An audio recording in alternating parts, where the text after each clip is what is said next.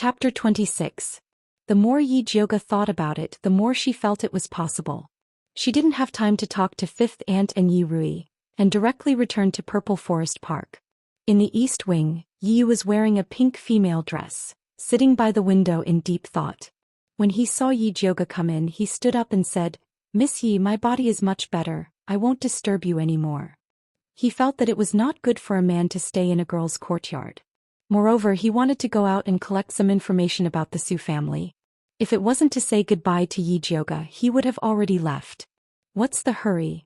Yi Jioga sat by the table, poured herself a cup of tea, drank a mouthful and said, "Guess who I just saw?" "Who?" Yi subconsciously asked. Yi Jioga put down the cup and said, "Su Junqing." "You saw him?" Yi Yu's narrow eyes immediately flashed with a light of hatred. "That's right, and I also discovered a very important thing." Yi Jioga told him about Su Junqing's bewitching art.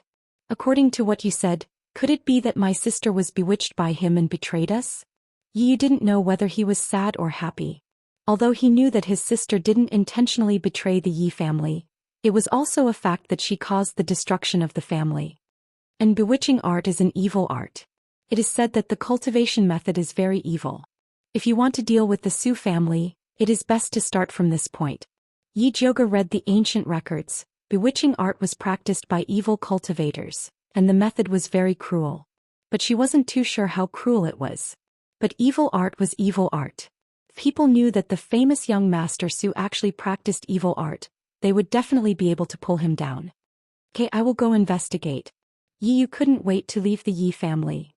"The Su family and the Crown Prince's people are looking for you. Can you guarantee your safety if you go out?" It wasn't that Yi Jioga looked down on Yi Yu, but he looked really weak. "Our Yi family is known as an assassin family. Naturally we have the ability to survive. If it wasn't for Su Junqing secretly poisoning us, our Yi family wouldn't have suffered such heavy losses." Yi Yu's expression was sad. Their Yi family had lived in seclusion in the valley for more than 10 years without anything happening, so they were too reliant on formations. They had never thought that someone could quietly come in and poison them. However, it was useless to say all this. Finding a way to find her sister and take revenge as soon as possible was the most important thing. In order to prove his strength to Yi Jioga, Yi Yu deliberately let his body emit a gray light when he used his skill. Then he stood in a corner and disappeared. Yi Jioga searched everywhere. He searched every corner of the house, but he couldn't find him. However, she could sense that Yi Yu was in the room. "This invisibility technique is pretty good," Xianxia said in a low voice. "Do you have a way to break his invisibility?" Yi Jioga asked. She was afraid that someone would use this method against her. Although this invisibility technique isn't bad, the duration is too short. Moreover, you can't attack others while you're invisible. It's fine for eavesdropping, but you can't assassinate, Xianxia commented. If he can't do it, there must be another martial practitioner. Martial practitioners had an endless stream of skills, and there were definitely more assassins like Yi Yu. She had to prepare for a rainy day. "I do have a way, but what benefits can you give me?" Xianxia's voice suddenly became evil. "What benefits do you want?" Yi Jioga asked vigilantly. Xianxia pretended to think for a while before saying, "Give me a drop of blood." "Sure." Yi Jioga nodded.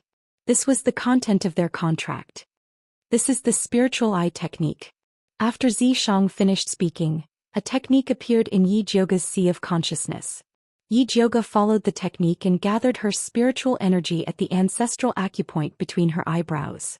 Her eyes immediately flashed with heat. When she opened her eyes again, she saw Yi Yu standing in the corner where the light was folded. It turned out that the gray light on his body was able to mimic the changes in light and hide his identity. If it was so powerful during the day, wouldn't it be even more powerful at night? As expected of an assassin family. "I didn't expect Miss Yi to be able to spiritual eye technique. You're indeed powerful." Seeing that his whereabouts were exposed, Yi Yu walked out from the corner and the gray light on his body instantly dissipated. "Since you have such ability, I'm relieved." Yi Jioga nodded. "Then I'll take my leave." Yi Yu cupped his hands and disappeared once again. After Yi Jioga followed Yi Yu out, he saw Yi Yu brushing past Mother Qing. Mother Qing didn't notice him at all. Instead, she welcomed him and asked, "Eldest Miss, Green Lake and Green Willow are ready. Should we send them over now?" "There's no need. Fifth concubine no longer cares about the maids here. Yi Jioga said coldly. Although fifth concubine and Yi Rui said those words because they were bewitched by Su Junqing's bewitching art, she was still very unhappy. What's wrong? Did something happen to fifth concubine? Mother Qing asked hurriedly. Fifth concubine had high praises for those two maids. It was impossible for her to change her mind without any reason. Yi Jioga couldn't say that fifth concubine and Yi Rui were bewitched. She could only vaguely say that fifth concubine wanted to reconcile with Madame. She thought that Mother Qing would be angry when she heard about this. She didn't expect Mother Qing to say that it was a matter of course. This is very normal. Previously, Madame forced fifth concubine into a desperate situation, which was why she resisted. Now that she has recovered, she naturally wants to curry favor with Madame. I reckon that Master also said something to fifth concubine. This old servant has seen this kind of thing many times. It is impossible for Madame to reconcile with fifth concubine. Let's keep a closer eye on this side and help her when she hits rock bottom. At that time she will wake up. Actually, I think so too. Yi Jioga felt that Mother Qing was worthy of being one of her people. She simply said what was in her heart. Then this old servant will send them over now. Mother Qing immediately said. At the same time, find out what's the situation in Inkwater Garden. Did Su Junqing leave? Yi Jioga instructed. She felt that Su Junqing purposely ran over to use the bewitching art on fifth concubine and Yi Rui. Yes, this old servant will immediately inquire. Mother Qing hurriedly nodded. At this moment in Inkwater Garden, Su Junqing had just reached an agreement with Yi Xianxia. I will help you deal with Yi Jioga. You help me get Yi Rui. Deal. Yi Xianxia nodded without hesitation. However, she still asked in confusion, Cousin Yi Rui is just a silly little girl. Why do you want her? She had never heard that her cousin had a fetish for children. That's none of your business. Just take care of your own business. I've already helped you put in a good word for the crown prince. Whether or not you can capture his heart will depend on your own ability. Su Junqing lightly said. He felt that this cousin of his was really useless. She couldn't even watch over a man. If it wasn't for the fact that he needed to rely on the mother and daughter to build a relationship with the Yi clan, he really didn't want to talk nonsense with this kind of idiot. Chapter 27. Cousin, do you think I don't want to capture the crown prince's heart? But he's been lukewarm to me recently. I can't figure out what he's thinking. Yi Xianxia said with a face full of grievance. The crown prince used to be gentle and considerate to her, but now he was like a different person. He's been busy recently. Su Junqing said a lie that even he didn't believe. In fact, the reason for the crown prince's change of attitude was because Yi Xianxia pushed Yi Jioga into the abyss. Although Yi Xianxia refused to admit it, everyone in Shangjing was smart. Who didn't know about the Yi family? If the crown prince continued to get close to Yi Xianxia, it would be true that he murdered his fiancée. This was the main reason he alienated Yi Xianxia. Cousin, you don't have to comfort me. I know the crown prince's heart. How about I give the position of princess to eldest sister? As long as I can stay by the crown prince's side, I'm willing to be a concubine. This was her mother's idea. She always felt that doing this would make Yi Jioga a head shorter, so she was unwilling. But now it seemed that she had to do it. It's good that you think like this. Su Junqing nodded approvingly and said, after this disaster Yi Jioga's temperament has changed. It will be difficult for you to deal with her. You can only give in to her and treat her well. When she lets down her guard you can surprise her and give her a fatal blow. This is the best way. Like dealing with fifth Yin. Yi Xianxia smiled meaningfully. That's right. Su Junqing nodded and whispered, you have to hurry up with Yi Rui's matter. You must finish it before uncle returns. Cousin, don't worry. Little sister knows what to do. Yi Xianxia nodded and a vicious light flashed in her eyes. In Purple Forest Park, Mother Qing was reporting the news to Yi Jioga. Eldest Miss, young Master Su didn't stay long in Inkwater Park. After Madame was released from confinement, she had her maid Jihua send a lot of good tonics to Autumn Water Park. Fifth Inyang was very happy after receiving it and gave Jihua a big pouch. It said that she stuffed 10 taels of silver into it. When you sent Qing Hu and Qing Lu over, didn't Fifth Inyang reward you? Yi Jioga asked. She did. Mother Qing took the initiative to take out her pouch, also 10 taels of silver. Fifth Madam is really generous. Yi Jioga smiled.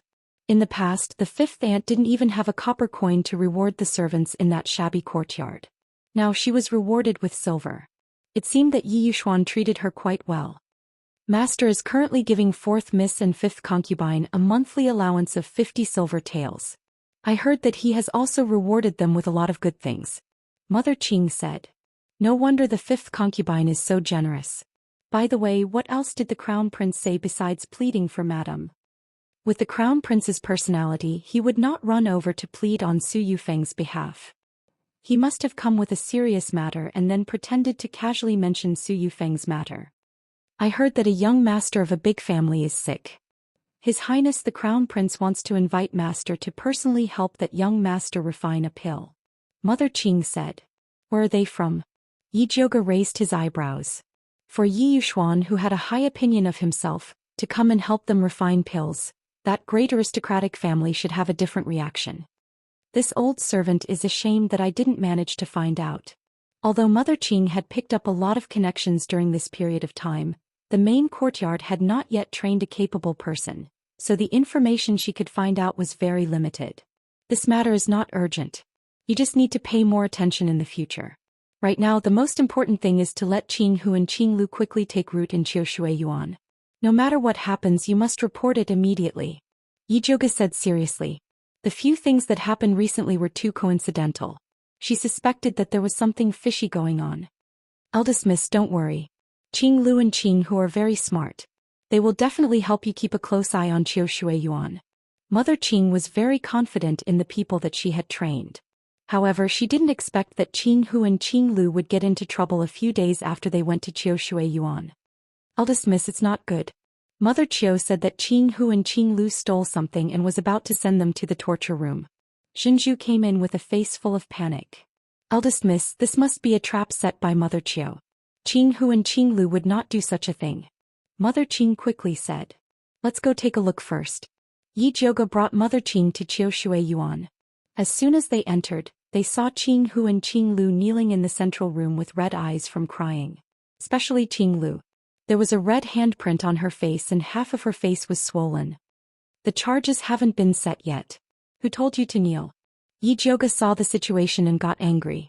He asked Qing Lu, who slapped them? Qing Lu looked timidly at Mother Qiu. Eldest miss, this is a family matter of Qiushui Yuan. Please don't interfere. Give fifth Yinyang and fourth miss some face. Mother Qiu bowed at the side and said indifferently. Does fifth Yinyang also think that this is your family matter? Yi Zhouge narrowed his eyes and said to fifth Yinyang. Fifth Yinyang was suddenly in a difficult position.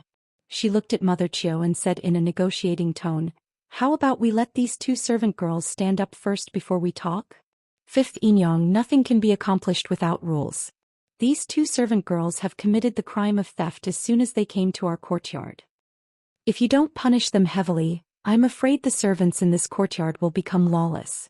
Qiu Mama said with a pained heart. Mother Qiu really has a big tone. If I didn't know better, I would think you were the master of Qiushui Yuan. Yi Zhouge sneered. Eldest Mrs. words are too harsh. This old servant really can't take it.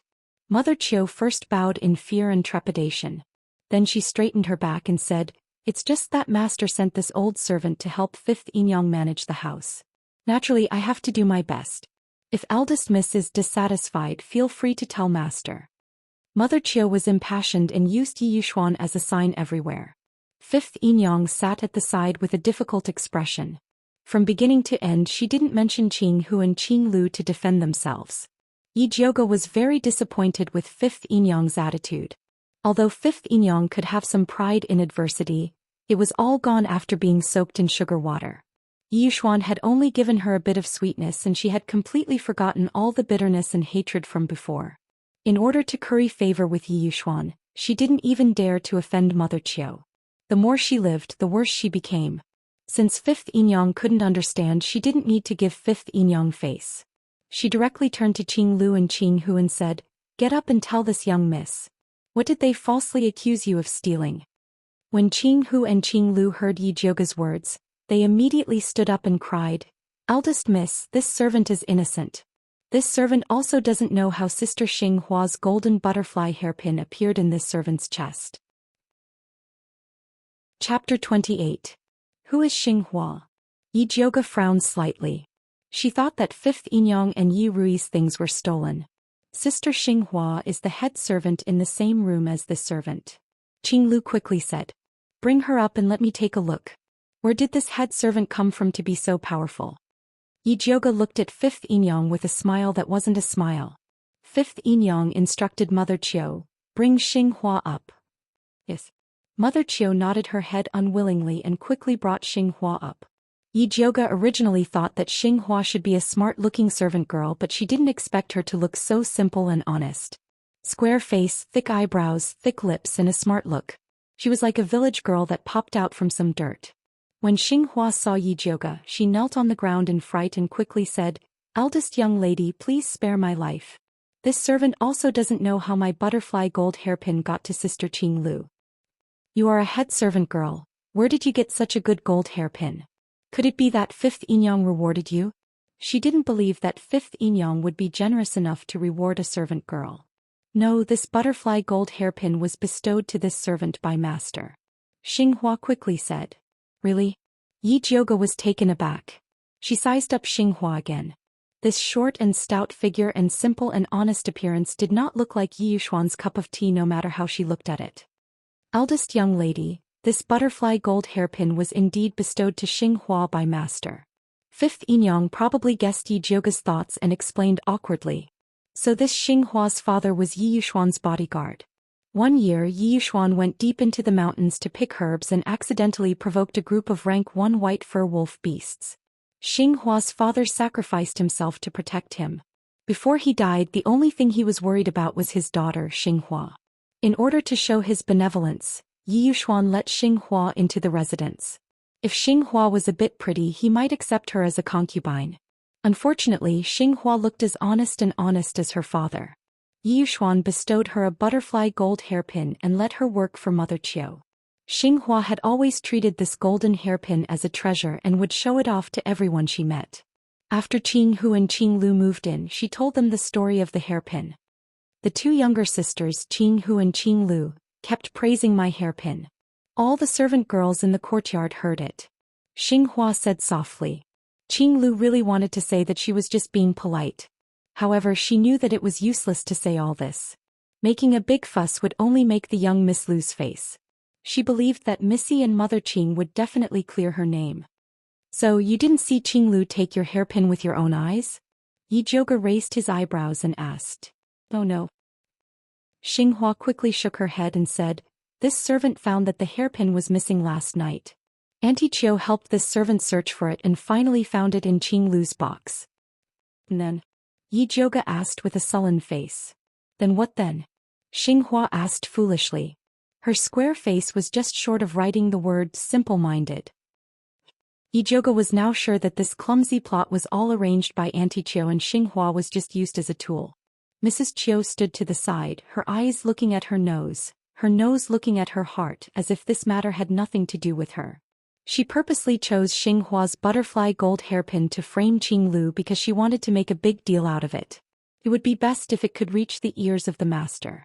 At that time, even if Yi Jioge helped Qinghu and Qinglu clear their names, they wouldn't be able to stay in the Yi residence. Auntie Qiu, Qinglu's house isn't an iron wall. If someone deliberately went in to frame her, wouldn't you be wronging a good person by convicting them so easily? Yi Jioge said coldly to Auntie Qiu. Missy, Xinghua's hairpin was indeed found in Qinglu's box. Auntie Qiu said respectfully. Yi Jioge couldn't be bothered to say more to this old cunning servant. Her lips curled into a sarcastic smile and she asked Fifth Yinyang, Fifth Yinyang, what do you think? The fifth aunt felt inexplicably guilty.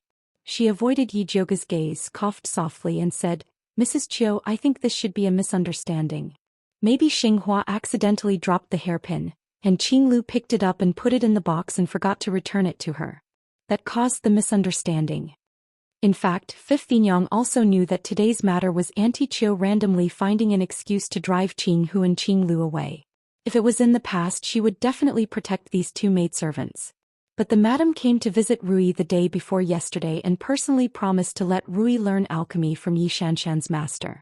Yi Yuxuan was usually busy and didn't have time to teach his daughter, so he specially hired a knowledgeable female master to teach Yi Xianxian alchemy. For Rui's future she could only wrong Qing Hu and Qing Lu, these two maidservants. So that's how it is. Qing Lu, you silly girl, why didn't you tell mother in advance when you picked them up? You caused mother to misunderstand you. Auntie Chiu immediately followed Fifth Yin-Yang's tone and said. Qing Lu didn't expect Auntie Chiu to change her words and looked at Yi Jioga helplessly. Yi Jioga was about to refute Fifth Yin-Yang's nonsense, but she suddenly found something wrong with Qing Lu. She looked carefully and found a thin black line between Qing Lu's eyebrows as if she was poisoned. She then looked at Qing Hu. There was also a black line between her eyebrows. If she hadn't been cultivating her spiritual eye recently and had extraordinary eyesight, she probably wouldn't have been able to see it. Looks like this is indeed a misunderstanding. My two maidservants are really insensible and have caused trouble for Fifth Yin-Yang. I will also leave them here to embarrass myself. Goodbye. Yi Jioga didn't wait for Fifth Yin-Yang to reply and stood up to say to Auntie Qing, bring them back. With that she walked towards the door. Auntie Qing hurriedly brought Qing Hu and Qing Lu to follow. When they returned to Purple Forest Park, Auntie Qing angrily said, eldest young miss, if this old servant knew that Fifth Yin-Yang was so biased towards Auntie Chiu, I wouldn't have let Qing Hu and Qing Lu suffer such grievances. Auntie Qing, eldest young miss, elder sister didn't steal anything, nor did she pick up that hairpin. It was all them who falsely accused elder sister. Qing Hu's eyes were red as she tried to defend her elder sister, Qing Lu. Of course I know that they are falsely accusing you, but what I don't understand is why they still wanted to poison you too. Yi Jioga said solemnly. This was the reason why she didn't cause a ruckus and instead followed Fifth Yin-Yang's words and left. Poison? What poison? Qing Hu and Qing Lu were at a loss. Sit down and place your hands on the table. Yi Jioga pointed to a chair. Qing Hu and Qing Lu obediently sat down on the side of the chair and placed their hands on the table. Yi Jioga then took the pulse of the two maidservants and discovered that the poison they were inflicted with wasn't simple. It was the colorless and odorless mandarin duck poison. Although this poison wasn't as rare as the void dream poison that his mother refined, it was still worth tens of carriages of silver. It was too wasteful to use it on two maidservants. Chapter 29. Eldest young miss, Qing Hu and Qing Lu were really poisoned? Qing Mama asked in disbelief. And they were poisoned by mandarin duck poison. This poison is colorless and odorless. It doesn't have much effect if used alone, but if it is used on two people who live and eat together, the toxicity will be doubled. When they will die silently. Even a doctor would have a hard time finding the cause. Yi Jioga stopped. Seeing Qing Mama and the two servant girls pale with fright, she comforted them. You don't have to worry.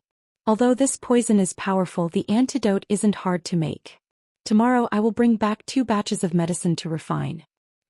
Good. Qing Mama let out a sigh of relief, but still felt it was unbelievable. Why would someone poison these 2 servant girls without any reason? The conflict between them and Chiu Mama wasn't so bad that someone would die. You have to ask Qing Hu and Qing Lu. Yi Jioga's beautiful eyes flashed and fell on Qing Hu and Qing Lu. Eldest young miss, this servant doesn't know either. Qing Hu and Qing Lu shook their heads in panic. Eldest young miss, they only went to Qiu Shui Yuan for 10 days. Even if they became enemies, it wouldn't be this fast. These 2 servant girls were personally trained by Qing Mama. She knew their temperament very well. Qing Hu was lively, sweet talker and sensitive. Qing Lu was steady and the most mature. The 2 of them could endure and see other people's faces. How could they attract such a disaster? Yi Jioga pondered for a moment before asking, did you see something you shouldn't have, so someone wanted to silence you? This was the most likely reason she could think of. Qing Hu and Qing Lu's expressions were even more confused. They rarely went to the entrance of Qiu Shui Yuan. What kind of shocking secret could they see? Yi Jioga saw that the 2 servant girls didn't know anything and could only say, forget it. Go and rest first. Come and report to me if you think of anything. Yes. Qing Hu and Qing Lu were indeed tired after a day of fright. They bowed to Yi Jioga and left. Qing Mama, keep a close eye on Qiu Shui Yuan. Yi Jioga had a premonition that Qiu Shui Yuan wouldn't be peaceful. Su Yufeng was definitely preparing to attack Fifth Yin-Yang and her daughter, so she hurriedly drove Qing Hu and Qing Lu out. This old servant understands. Mother Qing solemnly nodded. She also felt that the matter between Qing Hu and Qing Lu this time was unusual. Mother Qing personally followed them, but she didn't expect that the days in Qiushui Garden were very peaceful. After Su Yufeng's house arrest was lifted, she became the dignified and generous madam from before. Not only did she often send gifts to Qiushui Garden, but she also asked Yi Xianxia to personally teach Yi Rui the basics of alchemy. The two sisters were very happy. In addition to roping in Fifth Yinyang and her daughter, Su Yufeng and her mother also kept conveying goodwill to Yi Jioge. They sent Jihua to send things over several times. Although it wasn't anything precious, there were still many ingenious designs. It could be seen that it had been meticulously prepared. Yi Jioge accepted the gifts and gave them back with a black face. As soon as Jihua stepped out of the door, she threw everything away. Especially the food. Yi Jioge repeatedly told them not to let cats and dogs eat it, in case it poisoned innocent little lives. Yi Jioge had originally thought that his actions would anger Su Yufeng and her daughter, but he hadn't expected that there would be no movement from Ink Garden. The gifts were still delivered as usual. The more Su Yufeng and her mother acted like this, the more vigilant Yi Jioge became. That night, Yi Jioge was refining the antidote for the mandarin duck poison in the alchemy room. Qing Lu and Qing Hu were deeply poisoned and had to be divided into 3 portions to be completely detoxified. When she finished refining the antidote, the sky was already dark. There was a row of lights in the hand-copying corridor. Zhenzhu was guarding outside with an 8 treasures palace lantern. When she saw her come out, she carried the lantern and led the way. When Yi Jioge walked towards the house, her heart suddenly moved. Someone was following her. Yi Jioge secretly opened her spiritual eye and pretended to casually sweep her surroundings, but she didn't find anything strange. Could it be that she was imagining things? She was puzzled and secretly called out in her heart, "Zishang, Zishang." Unfortunately, Zishang didn't give her any response. Ever since this guy gave her the cultivation technique to open her spiritual eye, he disappeared without a trace. He didn't even come to take his reward. It really wasn't his style. However, Yi Jioge wasn't worried that something would happen to him. That guy was a demon. Even if everyone in the world died, nothing would happen to him. "Young miss, there is a doorway here. Please be careful." Zhenzhu lowered the 8 treasures palace lantern and illuminated the doorway in front of her. Yi Jioge lifted her foot and walked over, but she found a figure flashing by in the afterglow of the lantern. It was simply like a ghost. Her heart suddenly jumped, but her face remained calm. After returning to the house, she drank a bowl of almond milk. "Young miss, the hot water is ready. How about this servant help you wash up now?" Zhenzhu took the empty bowl from Yi Jioge's hands and asked. "Later, I'm a little tired. I want to rest for a while." Yi Jioge refused Mother Qing and Zhenzhu's service and returned to the house. Just as she stepped into the house, she immediately raised a purple spiritual light towards the empty corner on the left. It was unknown what the purple light hit, but it burst out with a brilliant light. The purple light in Yi Jioge's hands became even brighter. Just as she was about to attack again, she heard a clear voice helplessly say, "Young miss, how did you see through my invisibility technique?" With that said, a gray light flashed in the corner, revealing a stunning face. The black night clothes made him look tall and straight. His white jade-like skin shined under the light. The red mole between his eyebrows added a lot of color to his face. He was Yi Jioge's male slave, the assassin Yi Yu. This young miss naturally has her own methods. As for you, if you came back, then come back. Why are you sneakily following behind me? When Yi Jioge saw that it was Yi Yu, although her heart was somewhat relaxed, her mouth was still unforgiving. "Be careful that I kill you as an assassin. Young miss is wrongly accused. I can't possibly show myself in front of your servant." Yi Yu only spoke half of the truth. Last time, when his whereabouts was seen through by Yi Jioge's spiritual eye, he was unconvinced. He felt that he did not perform well during the day, so he wanted to test him again at night. He did not expect that he would be seen through by Yi Jioge again. This time, even if he was unconvinced, there was no other way. "You've been gone for so long, did you find anything?" Yi Jioge sat down at the table and poured herself a cup of tea to drink. Yi Yu, this fellow, had been gone for more than 10 days without any news. She was really afraid that he had been captured by the crown prince and Su Junqing. "I found it." Yi Yu's expression was heavy as he took out a letter from his bosom and handed it to Yi Jioge. He said in a hoarse voice, "This is a letter that my sister secretly sent. Please take a look." "You found your sister?" Yi Jioge received the letter in shock. No, I followed the Yi clan's unique secret code and found an abandoned mansion. However, there was no one inside. I only found this letter in a secret compartment. Yi Yu shook his head. When he first discovered the secret code, he was worried that it might be a trap. Fortunately, his sister did not disappoint him. What a pity. Yi Jioga shook his head and opened the letter that Yi Yunji left behind. With just one look, his expression changed. Chapter 30. Yi Jioga read Yi Yunji's letter carefully again, and then asked Yi Yu with a serious face, "Is what your sister said in the letter true? She doesn't need to lie." Yi Yu's dark eyes looked straight at Yi Jioga, and a trace of pain flashed across his handsome face. That Su Junqing really deserves to die. Yi Jioga heavily slammed the letter on the table.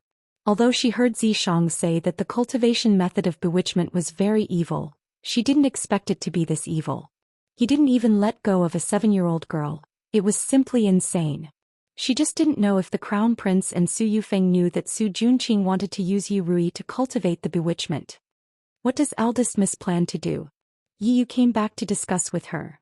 A letter alone can't shake the foundation of the Su family.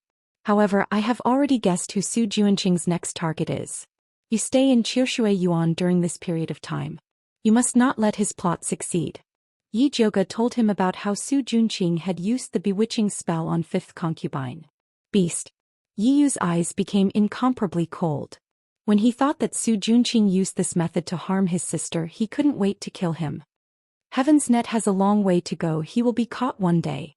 Yi Jioga's face was as cold as ice. Su Junqing's bewitchment must have harmed a lot of people, she would catch him sooner or later. There's no time to lose, I'll go to Qiushui Yuan now. Yi Yu's figure flashed and disappeared. Yi Jioga carefully put away Yi Yunji's letter, and was about to call Mother Qing and Pearl to come in to help her wash, when she suddenly heard a noise outside. It seemed to come from the direction of Qiushui Yuan. Could it be that Yi Yu found something when he went there? She was about to go out, but she saw Pearl walking in a panic and said repeatedly, "Eldest miss, it's bad, it's bad." Yi Jioga frowned and quickly asked, "Who's in trouble?" "It's 5th Yinyang." Pearl took a breath and then said, "They said that 5th Yinyang was caught in bed." "What?"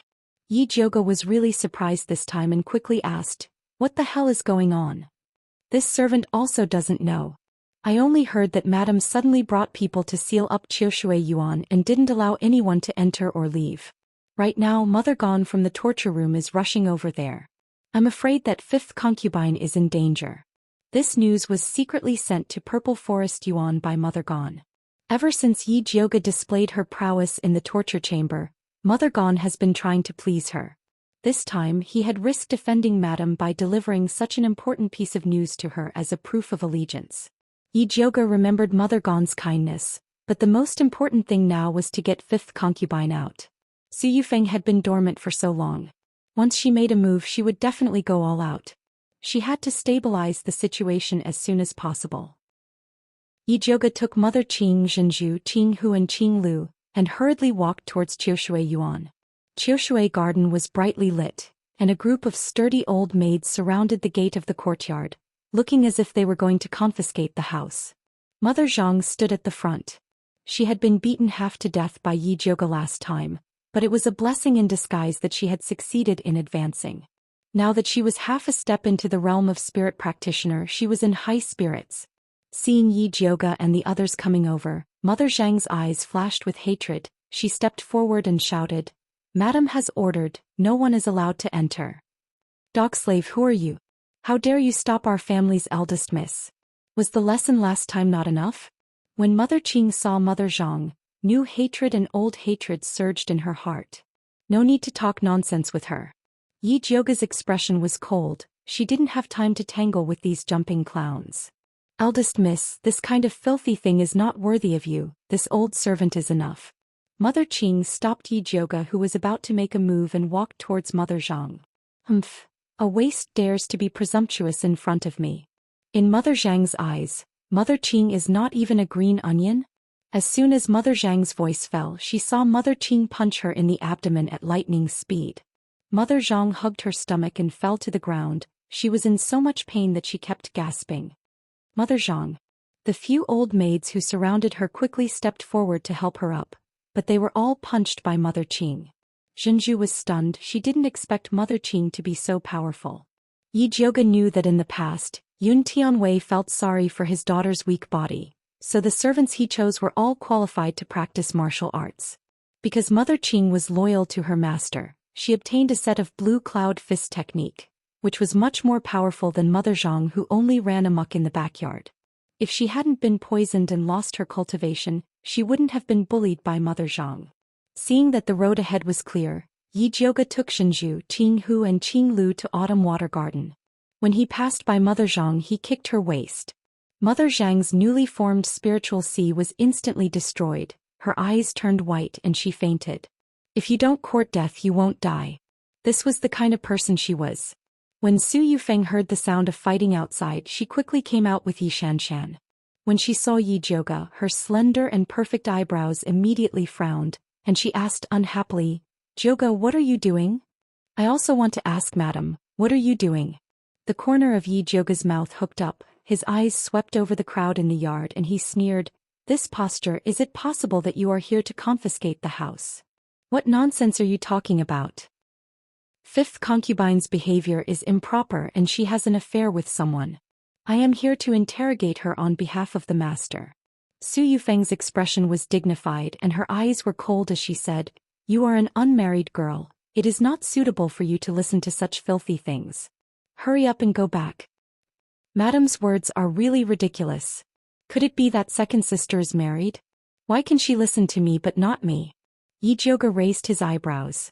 She wants to drive me away with just a few words? No way. You are the one who is married. Yi Xianxian glared at him and was about to get angry, but she was stopped by Su Yufeng. "Forget it. If you want to see, then come in together. We can also discuss how to deal with fifth concubine." Su Yufeng pulled Yi Xianxian and turned to Autumn Water Garden. Yi Jiuge followed them into the hall, glanced around and did not see fifth concubine and Yi Rui. "Where are they?" Fifth concubine realized that the affair was exposed, so she locked the room. "We were just about to break the door when you came. Rui is young, this kind of thing does not need her to come," Su Yufeng said as she walked to the front of fifth concubine's room. There stood 7 or 8 sturdy female servants, who were about to break the door. "Break!" Su Yufeng ordered before Yi Jiuge could. "Yes." All the female servants answered in unison, and took a big wooden block and slammed it hard against the mahogany door. The 2 doors slammed against the wall with a loud bang. Yi Jiuge and Su Yufeng walked into the room at the same time, but the situation inside surprised both of them. Chapter 31. He saw that fifth concubine's room was in a mess with cups and teacups scattered all over the floor. Looking further inside, there was actually a tall and sturdy man lying at the door of the inner room. He looked to be in his early 30s and his facial features could be considered regular. At this moment, his eyes were closed and the green robe on his body had been torn apart by more than half. On his waist, there was a black belt inlaid with jasper that was slightly loose. Not far from the man, there was a woman with messy hair lying on her back. Her face was pale and her eyes were closed. The jasper hairpin on her head was tilted to one side. It was fifth concubine. Seeing that fifth concubine's clothes were undamaged, Yi Jiuge heaved a sigh of relief. If the 2 of them were having an affair, then even if she had the ability to do so, she would not be able to save fifth concubine. However, Su Yufeng frowned as this was not in accordance with the plan. When she entered, the 2 of them should have been lying on the bed. How could they have fainted? However, it did not matter as this could be considered as catching the adulterer in bed. Su Yufeng shouted, "Come tie up this shameless adulterer and adulterer for me." "Wait." Yi Jiuge raised his hand to stop the female servants who were about to rush over. His eyes looked at the man and fifth concubine before finally looking straight at Su Yufeng and said, "You said that they were having an affair. But why do I feel that this thief had ill intentions towards fifth concubine and was finally beaten to the ground?" "Jiuge, aren't you lying with your eyes wide open?" Su Yufeng sneered and said, "Our Yi residence's inner courtyard is heavily guarded. How could a man come in to commit a crime? This adulterer was clearly brought in by fifth concubine." "Madam, you need to speak with evidence. You said that this criminal was brought in by fifth concubine. Could it be that you saw it with your own eyes?" Yi Jiuge raised his eyebrows and asked, "Why do I need to see it with my own eyes? There are so many people in Qiushui Yuan who have eyes." Su Yufeng snorted and ordered Mother Gon, who was standing in the corner. Lock up all the servants in Qiushui Yuan and interrogate them. See if any of them have seen this adulterer. Yes. Mother Gon bowed and complied. Then she led the female servants of the torture room and rushed out like wolves and tigers, locking up all the female servants of Qiushui Garden. Yi Jioge seemed to be watching coldly, but in reality he had secretly opened his spiritual eye to search for traces of Yi Yu. However, she could not find Yi Yu after looking around the house. She did not know where he had run off to at such a critical moment. At this time, Gon's mother came in with another mother. Yi Jioge recognized that the mother's surname was Wang. She was one of the elders that Su Yufeng had left behind in Autumn Water Garden. It seemed that Su Yufeng had already made arrangements. Madam, Mother Wang has already confessed. She said that this man was brought in by her fifth concubine. Mother Gon bowed and reported. Mother Wang, tell me clearly. How did fifth concubine order you to bring him in? Su Yufeng lowered her eyes and a sharp light flashed in her eyes. Madam, please understand. I was forced by Madame Wu to bring her in. Mother Wang said with tears and snot. So this man was fifth concubine, who was fifth concubine's distant cousin. Before fifth concubine was sold into the Yi residence, she had always been living in his house and had a deep relationship with him. Previously, when fifth concubine was in dire straits, she did not dare to contact him. However, ever since she relied on her daughter to become rich, she thought of this cousin day and night. Not only did she secretly send him a lot of money, she even took advantage of the time when the master was out to threaten Mother Wang to bring the adulterer in. According to what Mother Wang said, fifth concubine should trust you a lot. Then why does she never let you serve by her side? Yi Jioge sneered. Although fifth concubine tried to curry favor with Su Yufeng, she was also worried that she would be plotted against. Thus she only left Mother Qiu, Xinghua and Peach Blossom, who were sent by Yi Yuxuan to serve by her side. Mother Qiu had previously caught a cold and had already asked for leave to recuperate. This is because fifth concubine is deliberately distancing herself from this servant. She is afraid that others will find out about this errand that she asked this servant to do. Mother Wang did not dare to look at Yi Jioge. She immediately turned to Su Yufeng and said, Madam, Xinghua has also seen this adulterer. If you don't believe me, you can summon her to ask. Xinghua was famous for being simple-minded and never lied. Okay, let Xinghua come up. Su Yufeng nodded. Xinghua was immediately brought up. Her honest and sincere square face was filled with confusion. She completely did not understand what had happened. Xinghua, let me ask you. Have you seen this man before? Su Yufeng pointed to the man who was still unconscious and asked. Xinghua stared at the man carefully with her big eyes. Then she shook her head and said, replying to Madam, this servant has not seen this man before. Look more carefully. Even if you have not seen this man's face, you might have seen the clothes and jewelry on his body. Su Yufeng's words were simply a blatant hint. Xinghua stared with her eyes wide open. This time her expression finally changed. It was obvious that she had discovered something. Seeing this, Su Yufeng slammed the table and pointed at her and scolded, Bold Xinghua. You actually dare to deceive this madam. Come, take her away and whip her 10 times. Let's see if she confesses or not. Madam, please spare my life. This servant also just discovered it. Xinghua was so scared that her face turned pale. She quickly pointed to the man's belt and said, that belt this servant has seen before. At this time, Qing Lu, who had been standing by Yi Jioge's side, secretly pulled her sleeve. Yi Jioge's eyes slightly slanted and saw Qing Lu's anxious eyes. It was obvious that she had something to say. Mother Qing also noticed that something was wrong with Qing Lu and immediately interrupted Xinghua's words. She pretended to be anxious and said to Yi Jioge, Eldest young lady, fifth Yinyang has not woken up for so long. Do you think something happened to her? Yi Jioge immediately understood and followed Mother Qing's words and said, I also find it strange. We have been here for half a day, but fifth Yinyang and the criminal are still unconscious. As she said, she looked at Su Yufeng. Madam, do you think it is strange? Jioge, don't worry. I have already sent someone to invite your father.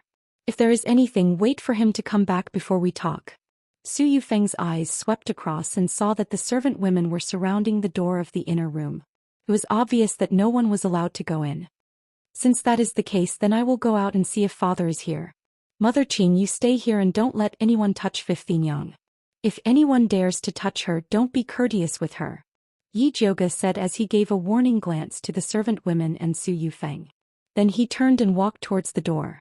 Qing Lu hurriedly followed. Su Yufeng and Yi Xianxian did not follow out. Both of them had a look of confidence and were not afraid that Yi Jiuge would play tricks. Qing Lu, did you see something?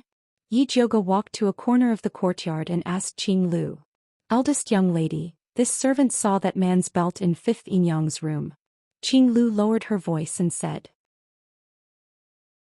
Chapter 32. What? Yi Jiuge was shocked and quickly asked Qing Lu, when did you see it in 5th Yin Yang's room?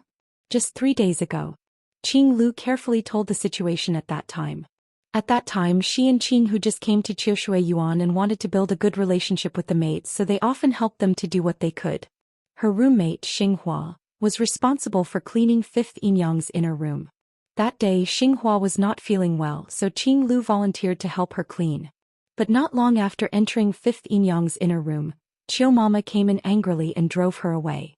She also scolded Xinghua. Later, Xinghua did not dare to let anyone help her clean. At that time, this servant only took a glance at the table and vaguely saw a black object inlaid with green jade. Before I could take a closer look, I was chased out by Qiu Mama. Just now, after listening to Sister Xinghua's words, I then remembered that it was a belt tied around a man's waist. Qiu Mama. Yi Jiuge suddenly frowned.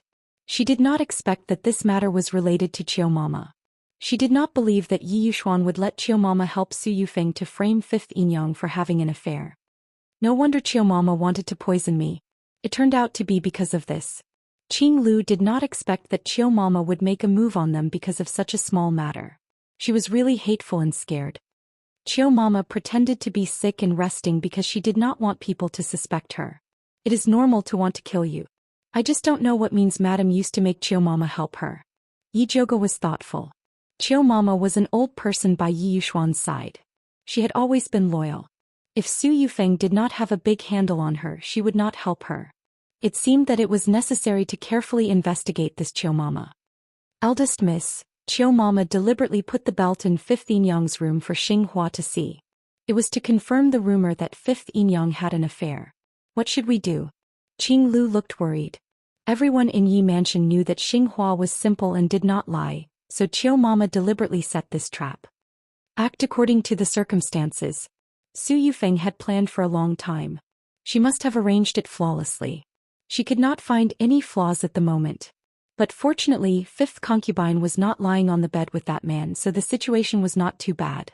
Let's see what Su Yufeng will do before resolving it.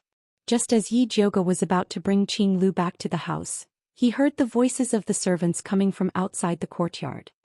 This servant greets master. In the next moment, Yi Yushuan appeared at the entrance of the courtyard. He was travel-worn and his face was as black as the bottom of a pot. However, anyone who knew that while he was working hard outside, his concubine at home had made him a cuckold would not be happy. Father. Yi Jiuge calmly called out. Why are you here? Yi Yushuan frowned. Seeing Yi Jiuge, his mood became even worse. I heard that Madame Wu's place was robbed, so I specially came over to take a look, Yi Jiuge said with a worried expression. Stolen? Yi Yushuan was stunned. Didn't they say that the 5th aunt was caught having an affair? How did it become a thief? Lord, don't listen to Jiuge's nonsense. She has always been on good terms with 5th Yin Yang, so she will naturally speak up for her. When Su Yufeng came out and heard Yi Jiuge's words, she immediately became incomparably angry. So it turned out that Yi Jiuge, this damned girl, was specifically waiting here to complain. What a good scheme. Is that so? Why did I hear that Madam and 4th younger sister have been on better terms with 5th aunt than me recently? I heard that father even praised you. Yi Jiuge's mouth curled up and her smile was very sarcastic. Big sister, I know that you want to help 5th aunt get off the hook, but you don't have to drag my mother into this. Xianxia said angrily. Before she came out, her mother had repeatedly told her not to speak carelessly, but after holding it in for a day, she really couldn't hold it in any longer. 2nd younger sister, what do you mean? Could it be that Madam also had an affair? Yi Jiuge covered her mouth and made a frightened expression. What nonsense are you talking about? Xianxia frowned, wishing that she could tear Yi Jiuge's mouth apart. You were the one who said that Madam was involved in fifth aunt's matter. Yi Zhouge made a face of grievance. When did I say this? It was clearly far-fetched and deliberately insulted my mother. Yi Xianxian said while gnashing her teeth. Enough, all of you shut up. Yi Yuxuan fiercely glared at Yi Zhouge and scolded. You still think that you haven't lost enough face. Father, don't be angry. You also know that second younger sister has always been thick-skinned and is not afraid of losing face. I apologize to you on her behalf. Yi Zhouge's obedient words almost angered Yi Yuxuan and Su Yufeng. Yi Yuxuan's chest violently rose and fell a few times. In the end, he decided to ignore Yi Zhouge, this infuriating person, and turned to ask Su Yufeng, "Where is fifth aunt?" "Master, she and that adulterer are both in the room. This concubine was afraid that you would see them angry, so I helped them tidy up a little," Su Yufeng said as if fifth aunt was unbearable to look at. Yi Yuxuan flung his sleeves and rushed into the room with large strides. The room still maintained its original appearance, and Mother Qing was watching covetously from the side. No one dared to go up and mess around, but this scene was enough to make Yi Yuxuan angry. "Wake this dog and dog couple up." Yi Yuxuan pointed at fifth aunt with trembling fingers. "Father, the matter has not been investigated clearly. How can you convict fifth aunt like this?" Yi Zhouge was convinced by Yi Yuxuan. Could it be that he really wanted to wear a green hat? "Master, this concubine has already investigated clearly.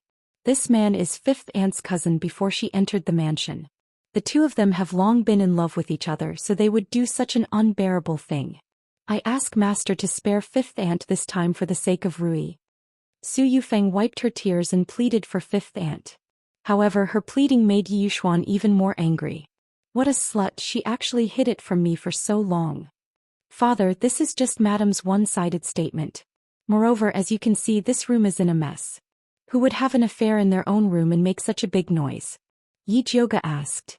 "Zhouge, didn't I just say that fifth aunt found out that the adultery was exposed, so she even locked the door? The mess on the floor was caused by her. As for why she chose this room, it was naturally because she had nothing to fear. Even if she was discovered, she could rely on Rui's face to escape." Su Yufeng, who was begging for mercy on behalf of fifth concubine just now, sneered and said, "Once this person is too complacent, it's easy for him to forget his surname." "Madam, why do I feel that these words seem to be talking about you? Madam has just lifted the confinement and such a big thing happened in Qiushui Garden. It is really amazing," Yi Zhouge said without giving in. Chapter 33. Zhouge, even if you try your best to blame this matter on me, it is useless. Xinghua has already confessed. Su Yufeng's eyes revealed a proud expression. She turned around and bowed to Yi Yuxuan, saying, "Master, if you don't believe me, you can ask Xinghua." Yi Yuxuan glared at Xinghua and said angrily, "Tell me clearly what is going on." Xinghua blinked her big eyes and said with some grievance, "Master, this servant also doesn't know what is going on. This servant only saw a belt that was similar to that man's waist on the table in fifth Yinyang's inner chamber." Although Xinghua was straightforward, she was not a fool, so she did not dare to say that the adulterer's belt was the one in fifth Yinyang's room. But when Yi Yuxuan heard Xinghua's words, he was still furious. He looked at fifth Yinyang with reddened eyes and wished he could kick her to death. "Master, fifth Yinyang did such a shameful thing. This servant also has no face to plead for her." Su Yufeng sighed and looked at fifth Yinyang like she was looking at a dead person. "Father, Xinghua did not say that the belt on the thief was the one in fifth Yinyang's room. Why don't we wake up fifth Yinyang first and listen to what she has to say? You have been in for so long, but she still has no reaction. Something is wrong." Yi Zhouge persuaded at the side.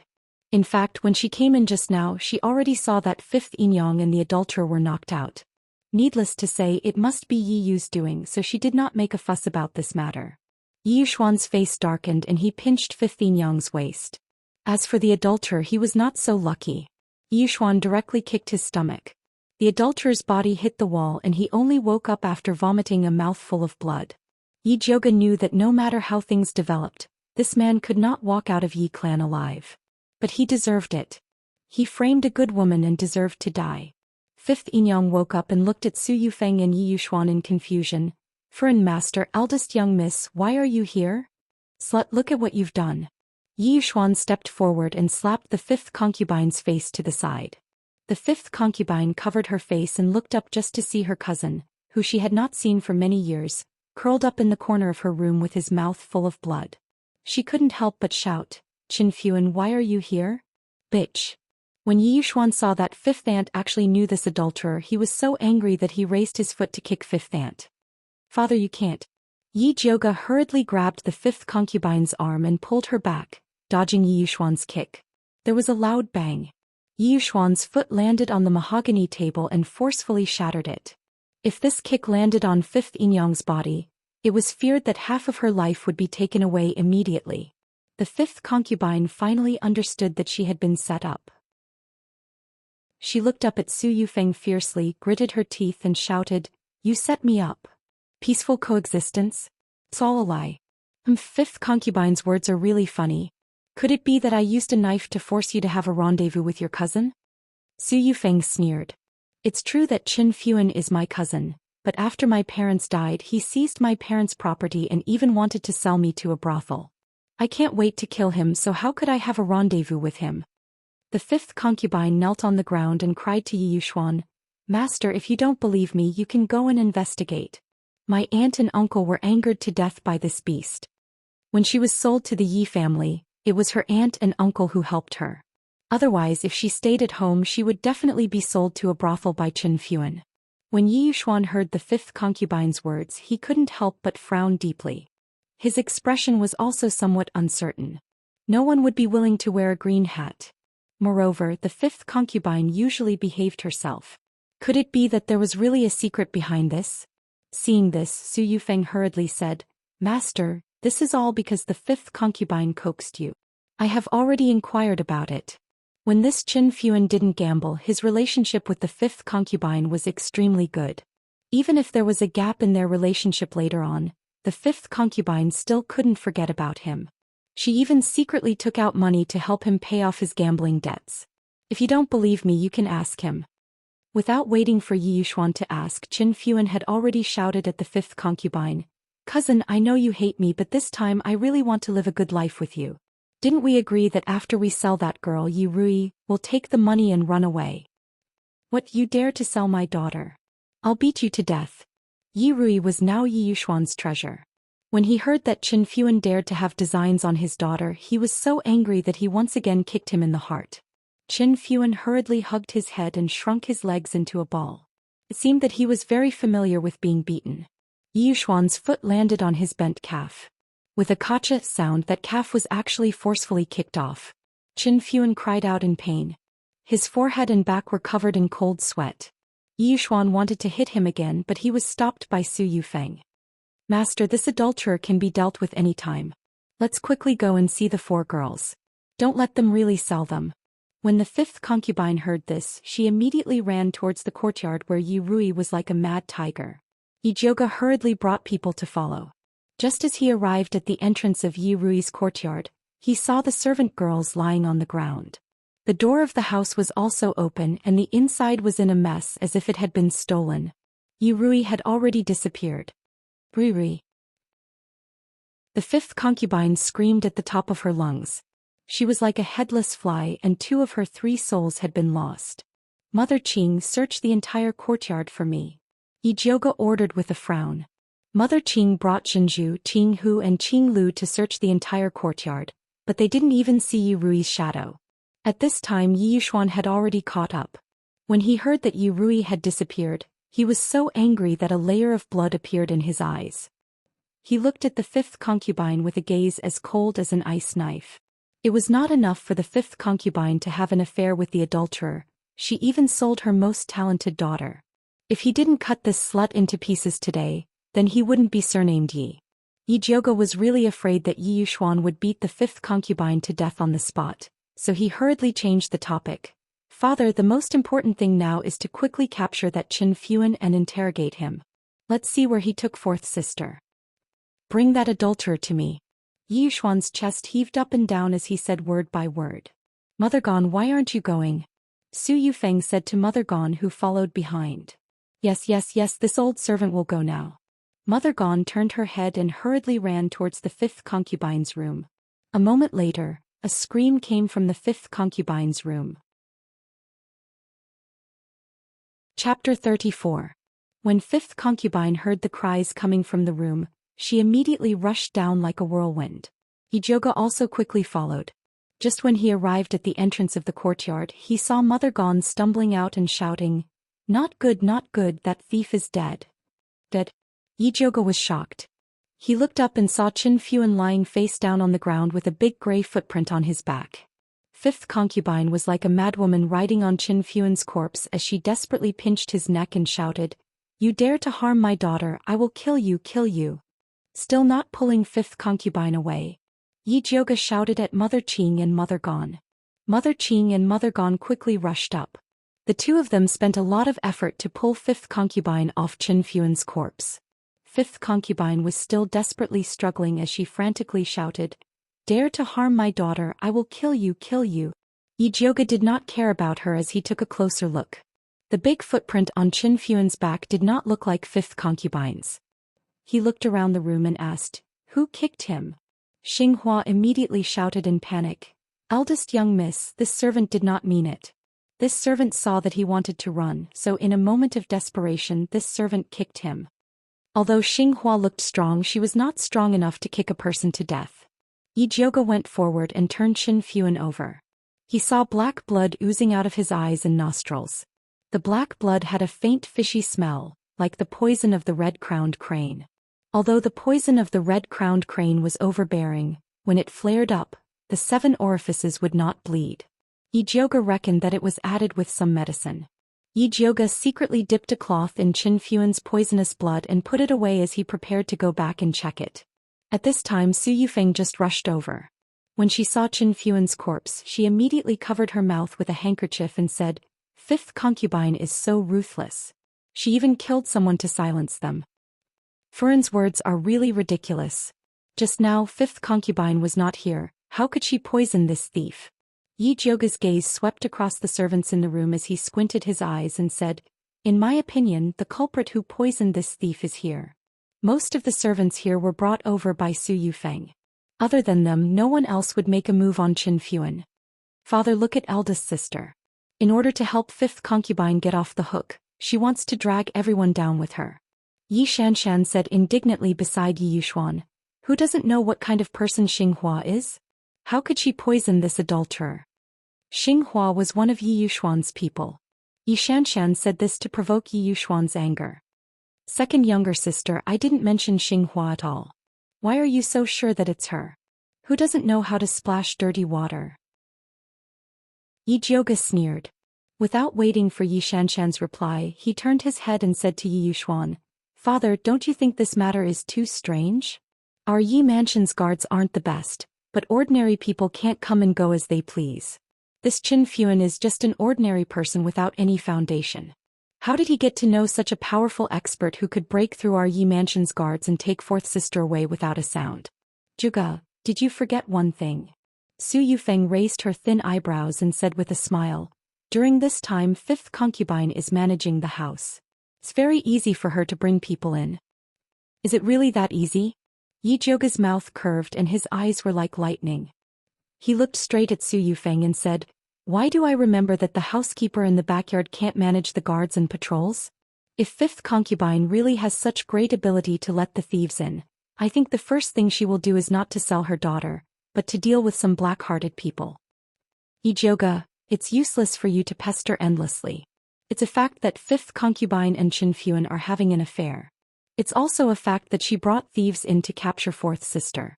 These things can't be cleared up with just a few words." Xianxia coldly snorted and said to Yi Yuxuan, "Father, although Qin Fuan is dead, fifth concubine is still here. As long as we capture her and torture her, I believe that we will definitely be able to find out where fourth sister went."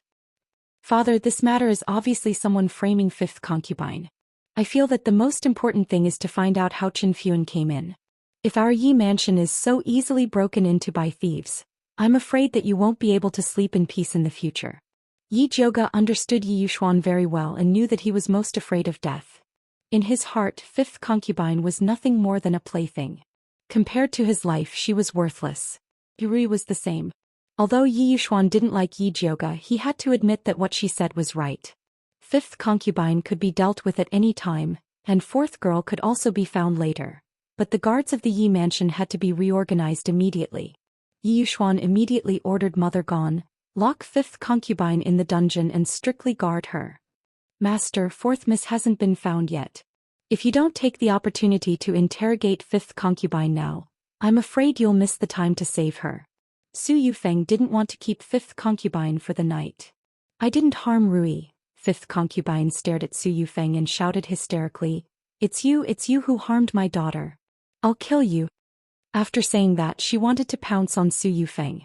However, Su Yufeng had already suffered a big loss last time, so how could she let fifth concubine succeed this time?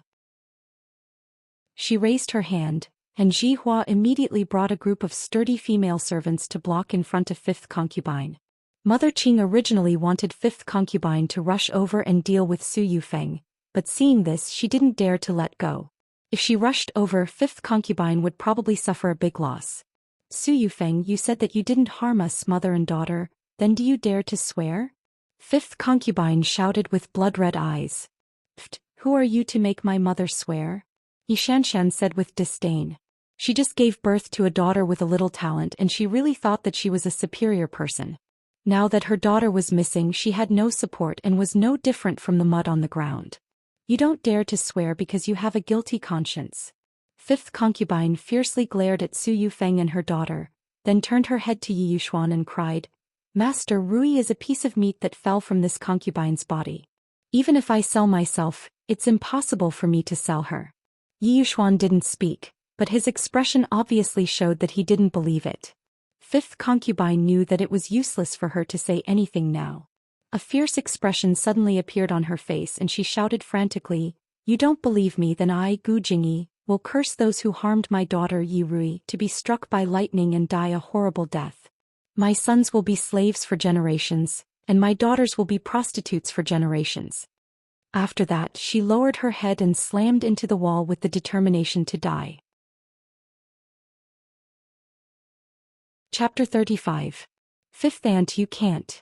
Ijoga was shocked and quickly pulled the fifth ant. But the fifth ant hit the wall with the determination to die. With a loud bang, a flower of blood bloomed on the wall. When Ijoga pulled the fifth ant back, there was a bloody hole in her forehead and blood was gurgling out. She was already exhaling more than she was inhaling. Fifth ant, why are you so stupid? Can't you just talk about it? Do you have to fight with your life? Mother Qing hurriedly pressed the wound on the fifth ant's head. Ijoga took out the thunder fire needle and sealed the fifth ant's acupoints. Then he looked up and said to Yi Yuxuan anxiously, Father, the fifth ant is about to die. Don't you have a bottle of 9 Revolutions soul return pill? Please take one to save her. Yi Yuxuan's face was gloomy and he didn't say anything. A 9 Revolutions soul return pill was worth 1,000 gold. It was impossible to use it to save an ant. Wishful thinking. Xianxia's face was full of contempt, and she even gloated in her heart. The fifth ant used this trick every time. This time she really saw a ghost. All right, say less. Although Su Yufeng also felt that the fifth ant deserved it, this kind of words were not pleasant to hear. That's right. Xianxia pouted and said, Second sister, is your mouth too itchy? Do you want me to slap you to help you scratch it? Ijoga glared at her. If she didn't need to use her spiritual power to maintain the fifth ant's life, she would definitely use a big slap to serve the mother and daughter. Xianxia couldn't help but cover her mouth and step back. The situation of being slapped in the face by Ijoga was too tragic. Master, you see that Joga is obsessed with the fifth ant. Those who don't know will think that they are mother and daughter. I only hope that Joga won't learn from the fifth ant in the future. In order to cover up the scandal, she doesn't even want her life. Su Yufeng hated Ijoga for being disrespectful to the mother and daughter, so she wanted to take the opportunity to pour dirty water on her head. The fifth ant gave birth to my father's children and worked hard. What's wrong with me caring about her? Ijoga coldly snorted and said, unlike some black-hearted people who, for their own selfish desires, actually joined hands with their nephew to deal with a mother and daughter. Do they really think that everyone else is blind? Ijoga, what nonsense are you spouting? Su Yufeng was shocked. Her transaction with Su Junqing was so private. Where did Ijoga hear about it? If you don't want people to know, then don't do it. Paper can't hide fire. Ijoga had only wanted to test the waters. He didn't expect that Yi Rui's disappearance was really related to Su Junqing. The mother and daughter were really bold. Master, look at Jioga. The more she speaks, the more outrageous she becomes. Su Yufeng pleaded to Yi Yuxuan for help. All right, all of you shut up. Yi Yuxuan said impatiently, pull fifth aunt back to her previous courtyard to live. Mother gone, bring some people to personally guard her. No one is allowed to enter or leave without my orders. Not letting fifth Inyang die in prison was already his greatest gift. Although Su Yufeng and Yi Xianxia were still somewhat unwilling, they didn't dare to refute Yi Yuxuan's orders. In any case, fifth Inyang wouldn't be able to live for long. Their goal could be considered to have been achieved. This servant understands. Mother Gone nodded her head and then carefully asked, then what should we do with the body of this thief? Yi Yuxuan stared coldly at Qin Fuan's corpse and said while gritting his teeth, throw it to the mass grave to feed the wild dogs.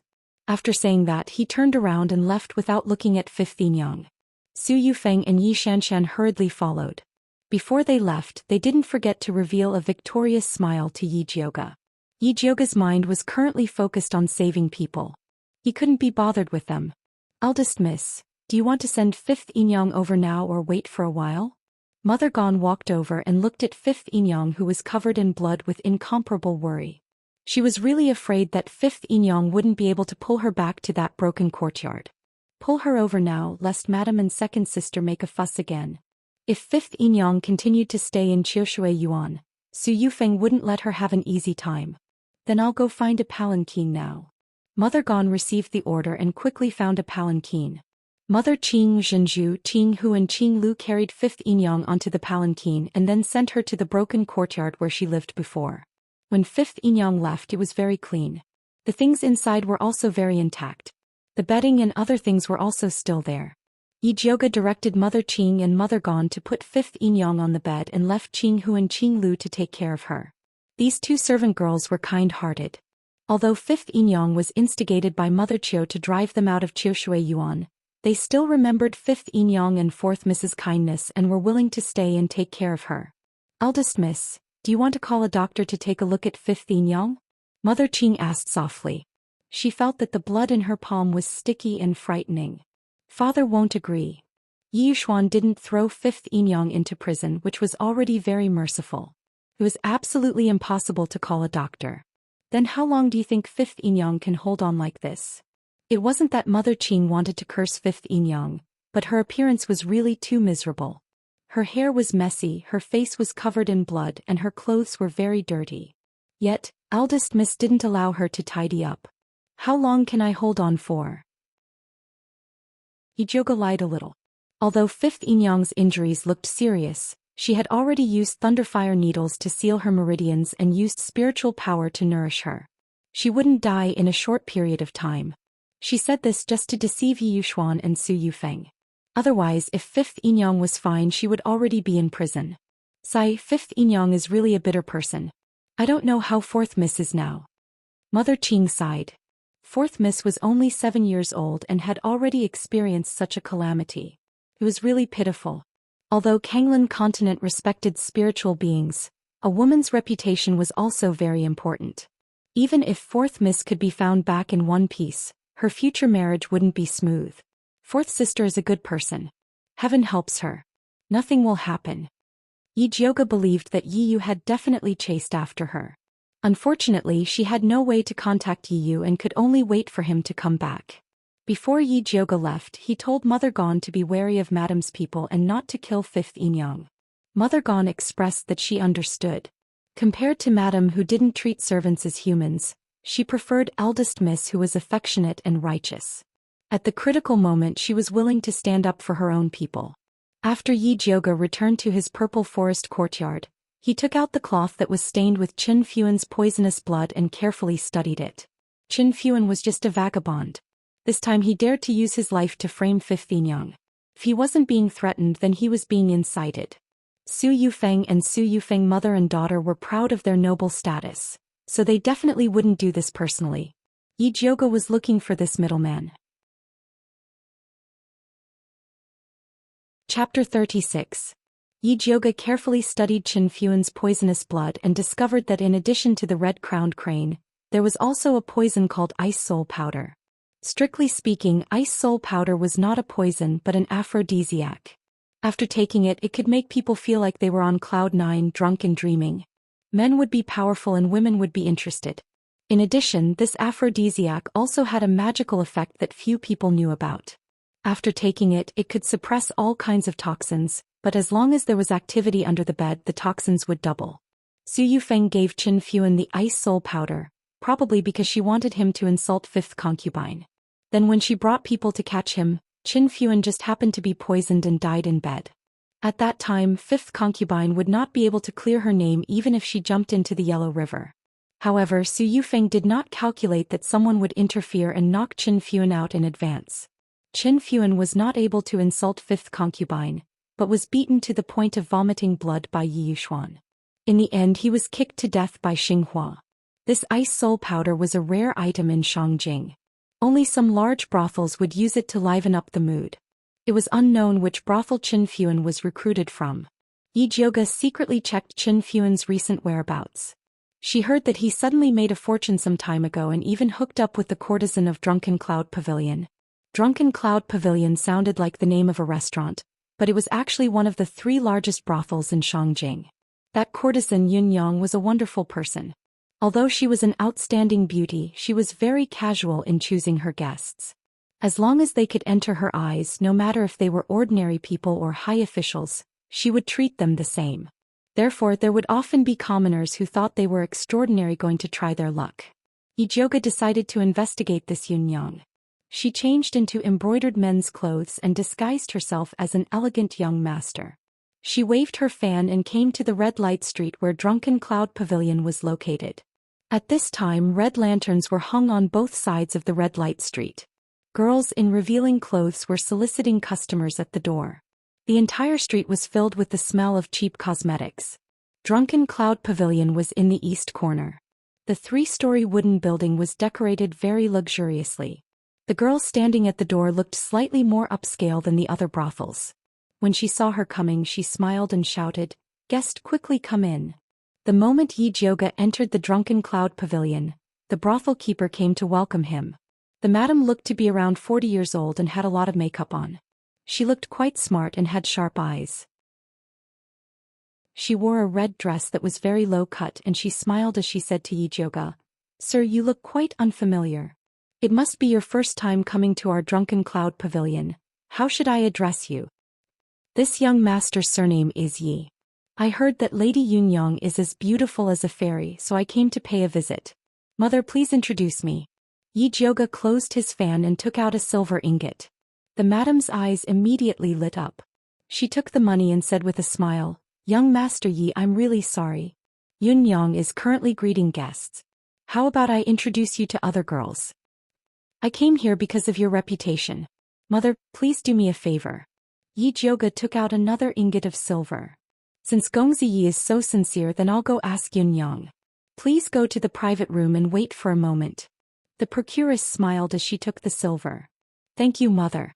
Yi Jioga opened his fan with a snap and followed the procuress to the private room on the 2nd floor. The brothel keeper called for 4 beautiful girls to sit with her and then she went out. The 4 girls were all experienced. They took their wine cups and rubbed them against Yi Jioga's body. They coquettishly said, "Young Master Yi, this servant will accompany you for a drink." Yi Jioga calmly blocked them and said with a smile, "This young master didn't come here to drink." "Then Gongzi, what do you want to do here?"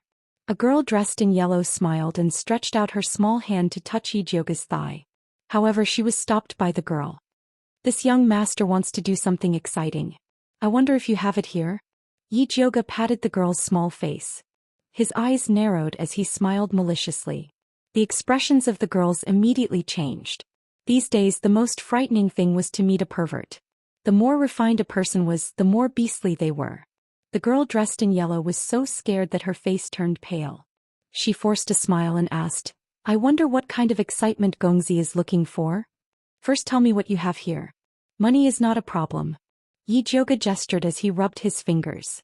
This was the code word for ice soul powder. The girls looked at each other. Before they could say anything, a bell-like voice came from outside the room. "I've let Gongzi wait for a long time. Yun Yang has sinned." Yunyang is here." The girls immediately stood up while laughing. After opening the door and welcoming Yunyang in, they all left. Yunyang was indeed very beautiful. Her skin was snow white and she had almond-shaped eyes and peach cheeks. She was wearing a peach-red dress. Her chest was pulled down, revealing half of her snow-white chest. Her sleeves were wide and her every movement was charming. That kind of romantic charm could indeed make a man fall head over heels for her. Yunyang came late. "I punish myself with 3 cups." Yunyang rolled up her sleeves, revealing her white wrist. That was accompanied by a very special and strange fragrance. September fragrance. When Yi Jioga smelled this fragrance, he was shocked. He immediately began to feel dizzy. In front of him, Yunyang's figure also appeared. "Gongziyi, what's wrong with you?" Yunyang's beautiful face revealed a surprised expression. She reached out her hand to help Yi Jioga up. "Don't touch me." Yi Jioga forcefully slapped Yunyang's hand away.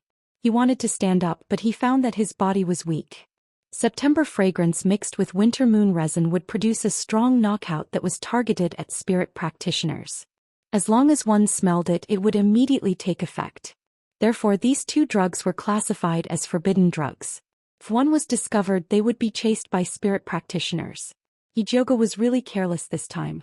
He thought that this was just an ordinary brothel and that there wouldn't be any problems coming in to ask a few questions. He didn't think that he would actually fall for it.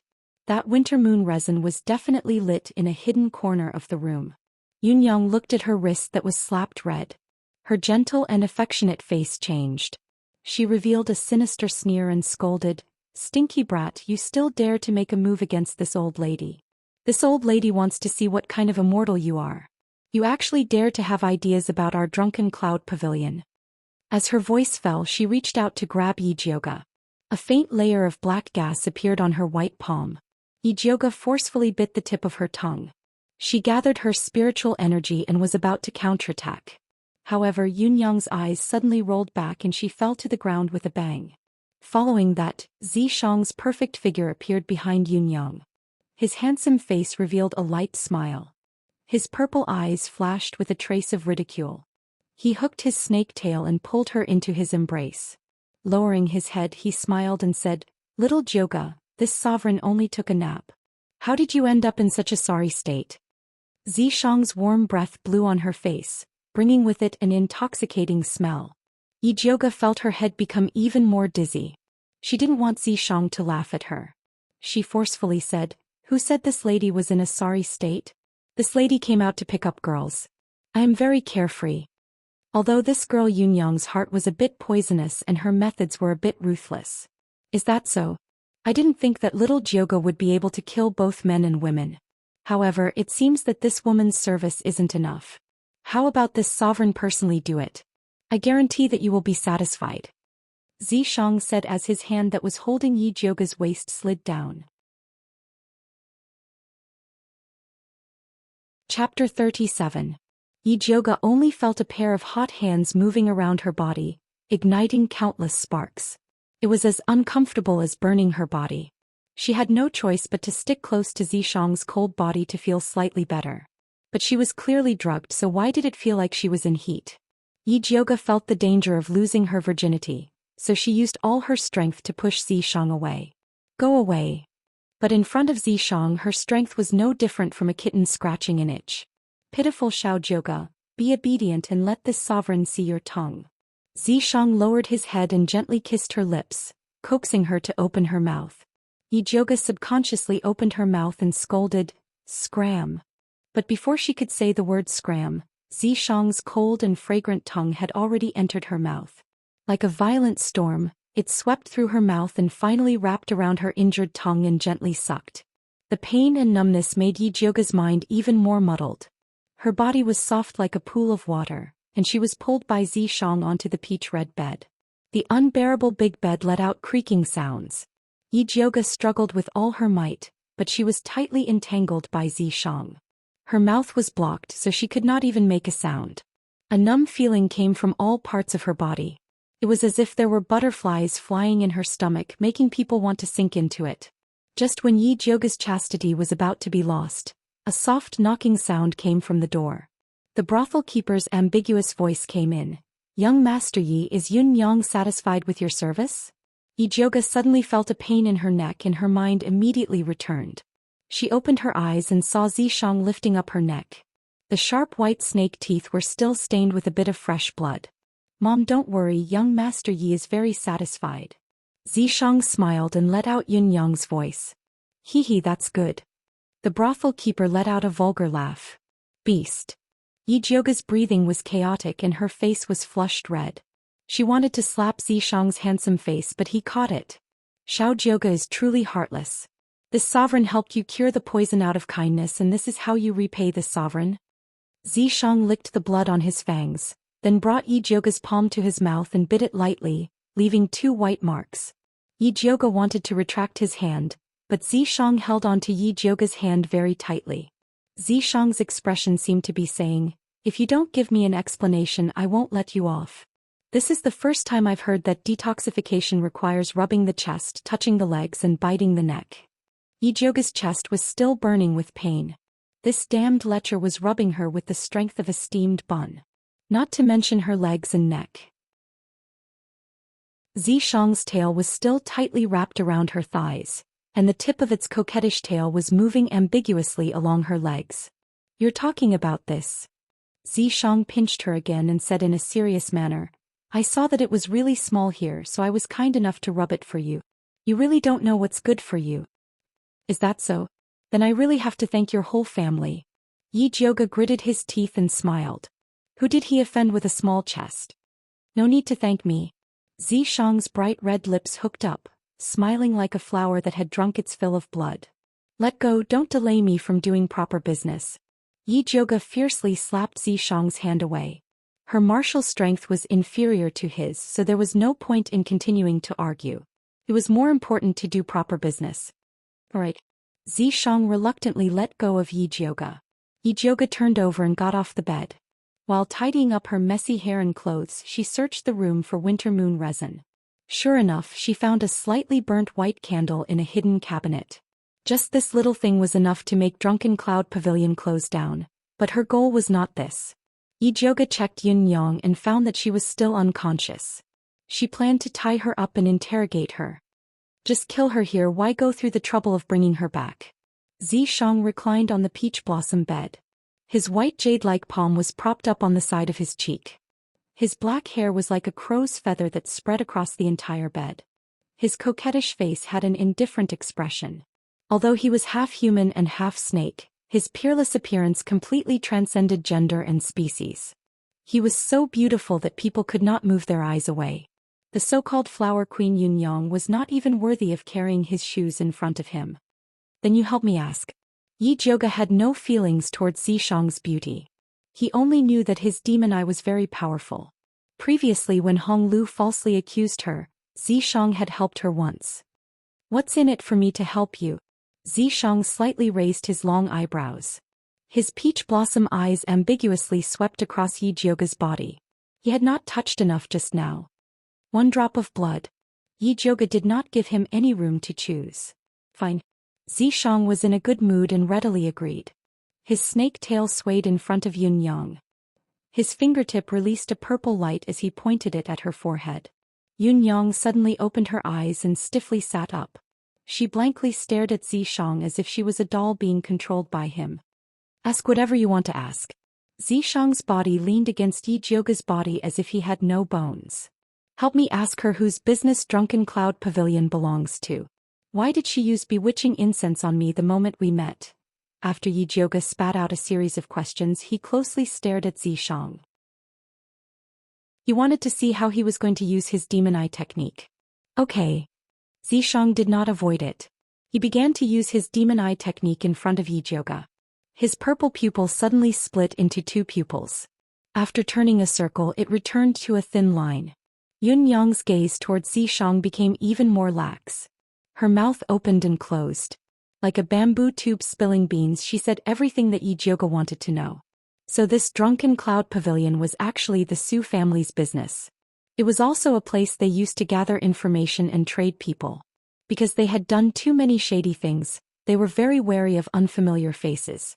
When Yi Jioga just entered the door, he aroused their vigilance. Later on, when he said that he wanted to use the ice soul powder, it aroused their suspicions. Thus, they planned to use bewitching incense to knock Yi Jioga down and then torture him. This Su family really has big guts. They actually dare to casually make a move on a stranger. They are simply lawless. Yi Jioga clenched his teeth. Then he asked Yun Yang, "What's the matter with Chen Fuan? The Su family wanted me to seduce Chen Fuan. Then they tricked her into framing Yi Mansion's fifth aunt. In order to earn money for me to redeem myself. Redeeming himself was fake. Poisoning him was the real deal. Chen Fuan thought that he had won the favor of a beauty. He did not expect that he would summon a deadly snake beauty. Besides this, what other evil things did the Su family want you to do? Tell me all of them." Yi Jioga planned to use this evidence to clean up the Su family. "There's no time. The madam and the others are preparing to come up." Zishang shook his head. "One last question. Does Su Yufeng have any blackmail on Mother Chiu?" Yi Jioga asked. "I don't know." Yun Yang said. "Then have you recently done anything to anyone surnamed Chiu?" Yi Jioga changed the way he asked. "Yes." Yun Yang immediately said without hesitation. Chapter 38. Yun Yang had been in the Drunken Cloud Pavilion for so long, she had harmed too many people, but there was only one person with the surname Chiu. This person was called Chiu Dishing. He was in his early 20s, a beginner spiritualist and a frequent customer of the Drunken Cloud Pavilion. He had probably been chasing her for a long time. Yun Yang originally looked down on this low-level spiritualist, but orders came from above to lure Chiu Dishing into fighting another spiritualist, which was why she chose Chiu Dishing as a guest. Later, Chiu Dishing was heavily injured by his love rival, so he was dragged home to recuperate. "Where does Chiu Dishing live?" Yi Jioga asked again. "East Main Street number 17. Just as Yun Yang finished speaking, footsteps could be heard from the stairs. The brothel keeper guessed that the fat sheep surnamed Yi had already fainted, and was about to drag him down for interrogation. "Let's go." Yi Jioga did not plan to have a direct confrontation with the brothel keeper, so he got up and prepared to leave. "How should we deal with this person?" Zishang looked at Yun Yang. "What do you think?" Yi Jioga asked. "Kill." Zishang used his demon eye on Yun Yang. If it was discovered by others, it might bring trouble. "Then kill him." This Yun Yang was an accomplice of the evildoer. She had committed many evil deeds. She deserved to die. "Okay." Zishang did not make any movements, but Yun Yang's body softly fell to the ground as if she was in deep sleep. Yi Jioga did not check. He opened the window and floated down. It was already dawn, the time when the ladies and guests were sleeping. The golden sunlight shone on the lonely red light street. After Yi Jioga quickly left the red light street, he arrived at East Main Street number 18. This was a rather old house. The old stone lion in front of the door showed the owner's past glory. Yi Jioga flipped over and entered the courtyard. He heard a familiar old voice. How do you feel today? Does your waist still hurt?" "Mother, my waist still doesn't have any strength. Please help me find Grandmaster Yi. Let him give me some medicine." A young man's voice followed. "You were beaten up in a brothel because of jealousy. What face do you want me to ask for medicine from the old master?" The old voice belonged to Mother Chiu. "Mother, I know I was wrong. I promise you that once my injuries are healed, I will turn over a new leaf. I will never cause trouble again. I will be filial to you in the future." The man begged. Needless to say, this man was Chiu Dishing. I'll think of something when I get back to the Yi Mansion. You rest well and I'll come back to see you later." Chiu Mama sighed and comforted her son before opening the door and walking out. Mother Chiu looked very haggard. Her face was full of worry and her hair was white. It was as if she had suddenly aged 10 years. No one would doubt that she was seriously ill. After Mrs. Chiu left, Yi Jioga jumped down from the beam and looked through the crack in the window. She saw a young man in his early 20s lying on the wooden bed in the room. He had a high nose, deep eyes and high cheekbones. He looked exactly like Chiu Mama. Yi Jioga opened his spiritual eye and carefully observed his aura and spiritual energy flow. He quickly discovered his illness. Yun Yang was truly lacking in morals. Not only did she beat Chiu Dishing up, she even broke his kidney meridians. Even if he could stand up and walk, his third leg would not be able to move. This was commonly known as impotence. This Qiu Dishing was beaten up in a brothel, so he must be a dissolute person. This illness was simply killing him. Mother Qiu helping Su Yufeng deal with fifth Inyang was most likely to treat her son's injuries. It was a pity that this kind of impotence could not be treated by normal aphrodisiacs. Only the golden spear pill made of high-quality spiritual materials could restore his masculinity. The golden spear pill cost 50 silver per pill. Taking it for a long time was not a small amount. Although Mother Qiu had a lot of experience in the Yi mansion, she was still just a servant. Her monthly salary was only 20 silver. Even if she had a bit of income in private, she could not afford such a large amount of medicine. If she wanted to save her son, she could only continue to beg Su Yufeng. This was equivalent to being tightly held in Su Yufeng's hands. If she wanted to persuade Mother Qiu, she could only start with Qiu Dishing. Yi Jioge opened the window and jumped in. When Qiu Dishing heard the movement, he immediately turned his head and shouted, "Who are you? Someone who can save you." Yi Jioge sat on the table. "Get out or I'll call for help." Qiu Dishing looked at Yi Jioge vigilantly. Even if he was seriously injured, he would not easily believe a stranger's words. "Young Master Qiu, wait for me to finish, then it won't be too late to chase me out." Yi Jioge looked down, his sharp eyes swept over his legs, then asked, "Young Master Qiu was beaten like this, don't you feel strange?" "What do you mean?" Qiu Dishing frowned. "If I said that someone deliberately beat you, would you believe it?" Yi Jioge said. "Deliberately?" Qiu Dishing's heart jumped. In fact, he also felt strange. Yun Yang had so many guests, why did those people only target him and with such a heavy hand? Could it be there was really a conspiracy? Jealousy is a common thing in a brothel, but to hit you so hard is not normal. "Do you know who hurt me?" Of course, in fact, all of this was set up by Yi Mansion's Madame Su Yufeng to threaten your mother to help her deal with fifth aunt. Yun Yang has already been killed by the Su family, and the next one is you and your mother. Yi Jioge said slowly. "I don't believe it. What evidence do you have to prove that the Su family did it?" Qiu Dishing's heart beat even faster. "If you don't believe me, you can ask your mother, or find someone to go to Drunken Cloud Pavilion to see if Yun Yang is still there."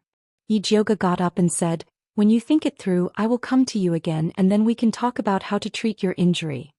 "You have a way to treat my injury?" Qiu Dishing's eyes suddenly lit up. "If you and your mother are sensible." Yi Jioge got up and left, intending to let Qiu Dishing think about it.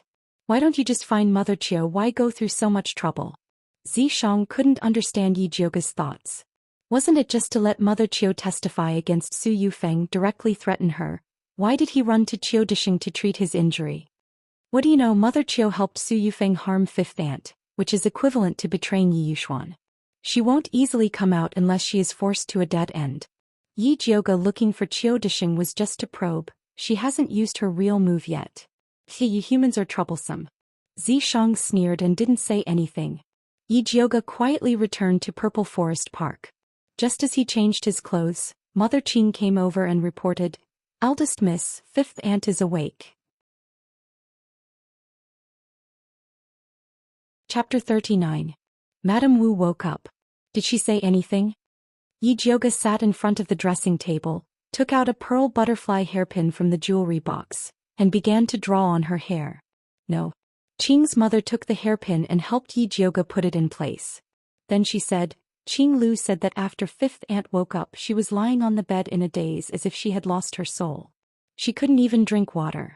They were very worried, so they wanted to invite you over to have a look." "All right, I'll go and take a look." Fifth concubine knew that it was a good thing to regret. But if one regretted to the point of throwing away one's life, then the loss outweighed the gain. Yi Jioge came to fifth concubine's broken courtyard with Mother Qing and saw two sturdy women guarding the door. It seemed that they were from the torture room. In addition to the two of them, there was a pretty maid wearing a lotus-colored gown and two old maids guarding the door. When she saw Yi Jioge coming from afar, she respectfully bowed and said, "This servant greets eldest young lady." Yi Jioge recognized this pretty maid as Su Yufeng's chief maid Ji Hua and asked, "What are you guys guarding here for?" Replying to eldest miss, "Furin is worried about fifth Inyang's health, so she specially ordered us to come and listen to fifth Inyang's instructions." Ji Hua lowered her eyes and said in a manner that was neither servile nor overbearing, "Your madam sure is considerate. Then you guys can stay here." Yi Jioji's red lips curled up as she laughed mockingly and walked towards the courtyard. The two sturdy female servants acted as if they didn't see anything. Zhihua immediately frowned. Just now she wanted to go in, but the two female servants stopped her, saying that without the master's order she was not allowed to go in. Now that the eldest miss had come over, they actually pretended not to see her. This was too much. Zhihua was unwilling and couldn't help but say to Yijioga, "Eldest young miss, forgive this servant for being bold, but master said that without his orders, no one is allowed to enter the courtyard." Zhihua hadn't finished speaking when Mother Qing suddenly stepped forward, raised her hand and gave her a fierce slap and scolded, "Who do you think you are? Madam doesn't dare to speak to eldest miss like this, and you still dare to put on airs in front of eldest Mississippi. I really have to teach you some manners." Zhihua covered her face and looked at Mother Qing in disbelief. She was a first-class servant girl of the madam's side. Normally she had a lot of face in the residence. No matter where she went, people would fawn over her. In the past, Mother Qing was even worse than a maid sweeping the floor. In her eyes, Mother Qing was not even a maid sweeping the floor. She could beat and scold it. "What are you looking at? If you have the ability, go to the master and complain. If you don't have the ability, just tuck your tail between your legs and stay at the side." In the past, when she had lost all of her internal energy, she had suffered a lot from Zhihua. Now that her internal energy had recovered and she had the support of the eldest young miss, if she didn't take this opportunity to establish her power, then when? Yijioga was very appreciative of Mother Qing's valiant attitude. When dealing with Su Yufeng's people, one shouldn't be polite. "My mother is. I was Qing's Ji, mother of Xianxia, Hua, she, and Qing. I is Hua." Yijioga was too lazy to pay attention to her. He walked into the courtyard with Mother Qing and saw Qing Hu coming out of the house. "Eldest miss, you're finally here." Qing Hu let out a sigh of relief when he saw eldest Mississippi, Qing. Qing. Where? Qing. Qing. Qing Lu is feeding 5th Inyang medicine. Qing Lu lifted the curtain and let Yijioga in. As soon as Yijioga entered the room, he saw Qing Lu coaxing 5th Inyang to drink the medicine. "I beg you. Just drink some." 5th Inyang's head was wrapped in white cloth. Her mouth was closed. He stared at the roof. She seemed to have lost her soul. She didn't react to the movement outside. "Young miss." Qing Lu saw Yijioga come in. She stood up and saluted. "Give me the medicine bowl. You can all go out." Yijioga took the medicine bowl and prepared to talk to 5th Inyang. After Mother Qing took Qing Hu and Qing Lu out, she closed the door. 5th Inyang didn't react at all. It was as if she didn't know Yijioga came in. Yijioga held the medicine bowl and sat on a broken chair next to the bed. He said slowly, "5th Inyang, do you want Rui to come back alive?" 5th Inyang's empty eyes immediately turned. She propped herself up and stared at Yijioga. "Do you know where Rui is?" "I don't." Yijioga shook his head. "You still hadn't contacted her." She had no idea where Rui had been taken. 5th Inyang's eyes immediately dimmed. She lay back down dejectedly and murmured, "Young miss, don't make fun of me anymore." "I'm not making fun of you. I don't know where Rui is, but I know who separated you and your mother," said Yijioga. "Even if you don't say it, I know it was Su Yufeng," said 5th Inyang. Tears welled up in her eyes. She sobbed. "It's all my fault for being possessed back then. I actually believed her nonsense. Now that it's like this, it's useless to say that." Yijioga lowered his eyes and stirred the medicine bowl in his hand. 5th Inyang had been bewitched by Su Junqing. Wasn't that the same as being possessed? However, after this ordeal, he believed that 5th Inyang wouldn't be so easily bewitched in the future. "Young miss, I know I was wrong. Please save Rui. As long as you can save Rui, I'll repay you even if I have to work like a horse." As 5th Inyang said that, she was about to get off the bed and kowtow to Yijioga. "5th Inyang, what are you doing?" Yijioga pressed 5th Inyang back onto the bed. "Rui is my younger sister. Even if you didn't say it, I would still save her. However, you have to take good care of your body too. Otherwise, if Rui comes back and you collapse, wouldn't that make our loved ones suffer and our enemies happy?" "Young miss, don't worry. I definitely won't die before Su Yufeng." 5th Inyang raised her head, and her eyes shone with a strong light of survival. She took the medicine bowl in Yijioga's hand and gulped it down. "You're right to think like that." Yijioga nodded in satisfaction.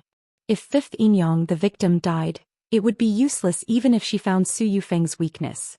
At this moment in the ink garden, half of Ji Hua's face was swollen as she reported to Su Yufeng about Yi Zhouge visiting fifth Yinyang. Mother, this Yi Zhouge is too arrogant. Even her old servant dares to bully us. If you don't teach her a lesson, we won't be able to leave Ink Water Garden in the future. Yi Xianxian said hatefully. Although her cousin and mother both said that they should let Yi Zhouge go at this time, she really couldn't take it lying down. Do you think I don't want to kill him? Isn't it not time yet? Su Yufeng was also full of anger. That day when she saw fifth Yinyang hit the wall with all her might, she thought that she was dead for sure. She didn't expect that bitch to be so lucky and come back to life. However, what upset her the most was the news from the Su family. It said that Yun Yang suddenly died in the Drunken Cloud Pavilion. The murderer was said to be a youth surnamed Yi. Chapter 40. As soon as the surname Yi was mentioned, Su Yufeng immediately thought of Yi Zhouge. She didn't expect Yi Zhouge to find out about Yun Yang. Then wouldn't he know about her framing fifth aunt? The more Su Yufeng thought about it, the more uneasy she became. She was instigated by her nephew Su Junqing to give Yi Rui to him when he killed fifth aunt. But now that she thought about it carefully, she found that this matter was full of loopholes.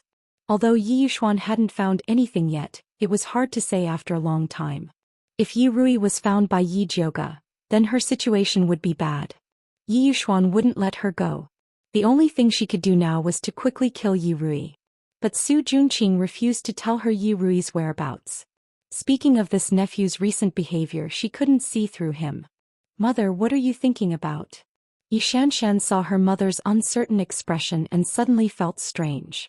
Nothing, didn't you say that the crown prince asked you to go to the lake? Why don't you go and prepare? Su Yufeng didn't want her daughter to know about her troubles. She couldn't help much anyway, so she might as well dress up to make the crown prince happy. Well, your daughter will leave. Yi Xianxian saw that it was getting late and it would take time to dress up, so she left. Su Yufeng couldn't sit still, so she asked someone to prepare a carriage to go to the Su residence to find Su Junqing, but she didn't expect to find him. However, although Su Junqing wasn't in the residence, he left her a letter. After Su Yufeng read the letter, a satisfied smile appeared on her face and she thought to herself, so this brat had already arranged it. I was worried for nothing. Su Yufeng hurried back to the residence and immediately asked Ji Hua to find Mother Qiu. Madam, Mother Qiu left early and hasn't come back yet. Ji Hua reported. Then when she comes back, tell her to see me immediately. Su Yufeng knew that Mother Qiu must have gone to see her good-for-nothing son again. But this was also good. The more she loved her son, the more she could control her. Mother Qiu came back before noon. Her gloomy old face was very ugly. When she heard that the madam was looking for her, her eyes flashed with unforgettable hatred. She paced back and forth in her room before she settled her mind and walked towards Ink Garden. Mother Qiu is here. Madam is waiting for you inside. Ji Hua greeted her warmly and personally lifted the curtain to let Mother Qiu in. Thank you, Miss Ji Hua. Mother Qiu smiled and bowed to Su Yufeng after entering the room. Then she bowed and lowered her eyes, afraid that Su Yufeng would notice something was wrong. Ji Hua, give Mother Qiu a seat. Su Yufeng gave Ji Hua a look. Ji Hua brought an embroidered stool over and left with the servants in the room. I'll just stand. Mrs. Qiu stood with her hands down. Mrs. Qiu is too polite. Su Yufeng didn't care. She changed the subject and asked, how is your son's injury now? Thank you, madam, for your concern. Since using the pill you gave me, my son's injury has been very good. The doctor said that he will be fine after a period of rest. Mother Qiu said softly. It's good. But it takes 100 days to recover from a broken bone. This injury must be treated well and must not be delayed. I have a bottle of good medicine for wounds. Take it back to him. Su Yufeng took out a jade bottle from her sleeve and put it on the table. I don't dare to trouble madam. Mother Qiu shook her head. Mother Qiu is treating me like an outsider. Could it be that you don't like this pill? Su Yufeng smiled, but there was some displeasure in her eyes. I don't dare. Mother Qiu paused, then bowed and put away the jade bottle. She said in a low voice, I thank madam for your reward. That's right. Su Yufeng nodded with satisfaction. I don't know why madam called me over? Mother Qiu asked in a more respectful voice. It's actually not a big deal. I just want you to help me take something to Aunt Wu's courtyard. Su Yufeng said softly. Don't worry, madam, I will definitely do this for you. Mother Chiu lowered her slack eyelids, hiding the light that flashed in her eyes. I naturally trust Mother Chiu. Su Yufeng didn't notice anything wrong with Mother Chiu from beginning to end. She was very relieved to give the things to her. At this time Yi Jioga was sitting on the soft mattress in the courtyard, drinking tea and basking in the sun. Mother Qing hurried in from outside the door and immediately reported in her ear, Eldest young miss, I heard that Madam summoned Chiu Mama to the ink garden as soon as she came back. I don't know if there's going to be another plot. I'm just afraid that she won't make a move. Yi Jioga put down the teacup and smiled proudly. Mother Chiu should have learned the truth from her son by now. If she was still willing to help Su Yufeng, then she wouldn't be bewitched. She would be kicked in the head by a donkey. What does young miss mean? Mother Qing looked confused. You don't need to worry about it. Just wait for a good show. Yi Jioga got up and prepared to go find Chiu Dishing to discuss the conditions. She didn't expect that when she arrived at Chiu family's courtyard, there was no one inside. She looked up and down, front and back, left and right, but didn't find a single person. Do you need this sovereign's help? Zishang's interested voice sounded in Yi Jioga's ear. You're not sleeping? Last time she wanted to ask him for help, but he was sleeping. Why was he so excited this time? I'm not sleeping. He was sleeping because it took too much soul power to transfer to Yi Jioga. But there was no need to let her know about this. Then help me find where Chiu Dishing went. Yi Jioga said. If it was the Su family that captured him, then it was exactly what she wanted. What's in it for me? He never worked for free. A drop of blood. This was the only thing Yi Jioga could offer. And a kiss. Zishang was a bit nostalgic for the kiss from last time. No way. Yi Jioga flatly refused. She refused to associate with beasts. Then you look for him yourself. Zishang was also a person with character. I'll look for him myself. Yi Jioga replied stubbornly. After she searched the inside and outside of the house again, she found that there were no signs of fighting inside the house. Everything was intact, but there were a few pieces of clothing missing from the wardrobe. In the end, Yi Jioga came to a conclusion. Chiu Dishing wasn't captured but was taken away by Mother Chiu. So Mother Chiu still didn't want to shed all pretense of cordiality with Su Yufeng. Tiske, she didn't expect Mother Chiu to be so tolerant. Her son was beaten to the point where he couldn't have sex, but she still continued to help the murderer. Sure enough, her brain was kicked by a donkey. What did this sovereign say? She could have just threatened the main character, but she just had to threaten her son. Now she lost face. Zishang was somewhat gloating. The monk can run but the temple can't run. Even if Mother Chiu took my son away, I still have a way to deal with her. Yi Jioga wouldn't admit that her estimation was wrong. Fine, if you want this sovereign's help, you only need a kiss. Zishang's voice was full of temptation. Yi Jioga said, kiss yourself.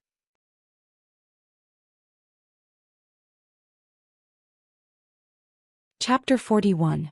Yi Jioga returned to Purple Forest Park in a gloomy mood. From afar he saw Mother Qing anxiously guarding the door. Eldest miss, it's not good. Master brought the people from the torture room and aggressively went to Fifth Aunt's courtyard. Mother Qing quickly came up and said, what happened to father? Yi Jioga turned around and went to Fifth Aunt's courtyard. I heard that Fourth Miss's body was found. Master was so angry that he wanted to bury Fifth Aunt with Fourth Mississippi. Mother Qing also walked quickly. What, Fourth sister's body was found? Who found it and where? Yi Jioga was shocked. Was Yi Rui killed by Su Junqing?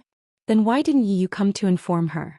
It can't be that he was also caught by Su Junqing, right? It can't be. Yi Yu is so clever. It's impossible for him to fail twice in the same ditch. This old servant is not clear. It was Master's follower, Songbai, who brought back the news. I heard that Fourth Miss died very miserably. Not only was her head separated from her body, her face was destroyed and her spirit root was also dug out. Mother Qing's heart was very uncomfortable when she said this. In this world, there were such black-hearted people who would dig other people's spirit root to sell. Head separated from her body, face destroyed, spirit root dug out. Yi Jioga murmured and repeated. Yes, I heard that Master is very angry. I'm afraid that Fifth Aunt can't escape this disaster. Mother Qing sighed again. At this time in Fifth Aunt's room, Yi Yuxuan was furious and ordered Mother Gone, "Drag this slut out and beat her to death."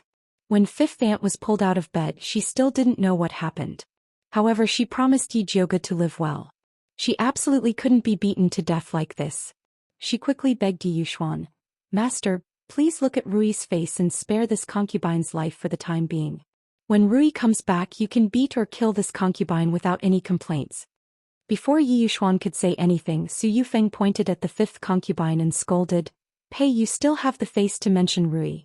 If it wasn't for you, slut, colluding with the thieves to kidnap Rui, how could she have died outside?" Her pained expression made it seem as if the one who died was her own daughter. "What did you say?" Fifth Aunt suddenly raised her head and stared at Su Yufeng. "What did you say about Rui? My poor Rui, how did she end up with such a heartless mother?" Su Yufeng covered her face with her handkerchief. Sobbing, she said, "Poor child, you died too unjustly." "No, impossible, Rui won't die.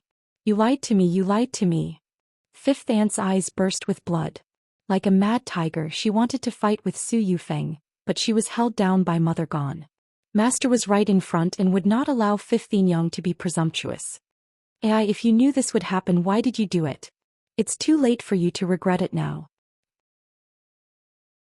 Su Yufeng sighed hypocritically and then said to Yi Yuxuan, "Master, I have inquired about it. After Fifth Aunt sold Rui, she got 1,000 taels of silver and hid it in the corner of this courtyard." I didn't. Fifth Aunt struggled desperately. Mother Gone and others almost couldn't hold her down. "It seems that you really won't shed a tear until you see the coffin." Su Yufeng narrowed her eyes and said to Ji Hua, "You take people to dig the corner of the courtyard. Let Master see how greedy this evil woman is. For 1,000 taels of silver she sold her daughter." "Yes." Ji Hua nodded and immediately took people to dig with a hoe. "Master, this concubine didn't sell Rui. All of this is Madam's conspiracy. Please help this concubine." Fifth Aunt looked at Yi Yuxuan with tears streaming down her face. She hoped that he could help her. Unfortunately, she was doomed to be disappointed. Not only did Yi Yuxuan not help her, but he also lifted his foot to kick her heart. Yi Yuxuan used all his strength and anger. This kick could even break a boulder, not to mention Fifth Aunt's small body. Su Yufeng covered her mouth with a handkerchief to hide her proud expression. Mother Gone couldn't bear to look anymore. She was sure that Fifth Aunt couldn't avoid this kick. At this moment, Yi Jioga rushed over. Seeing that it was too late to save Fifth Aunt, she simply sent a palm wind towards Yi Yuxuan, forcing him to stop. Evil creature. Yi Yuxuan didn't expect that Yi Jioga would dare to make a move against him. When he raised his hand to meet the enemy, his feet stopped. When Fifth Aunt saw Yi Jioga, she immediately had a strong will to survive. She used all her strength to roll to the side and narrowly avoided Yi Yuxuan's fatal kick. "Jioga, you dared to make a move against your father?" Su Yufeng's eyes suddenly lit up. This was simply a weakness that could be used against her. "Father, I was just anxious for a moment. I hope father doesn't mind." Yi Jioga hurriedly helped Fifth Aunt up.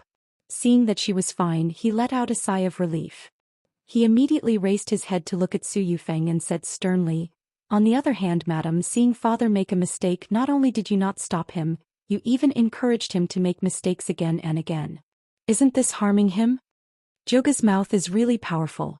Is it still his fault that you beat up master?"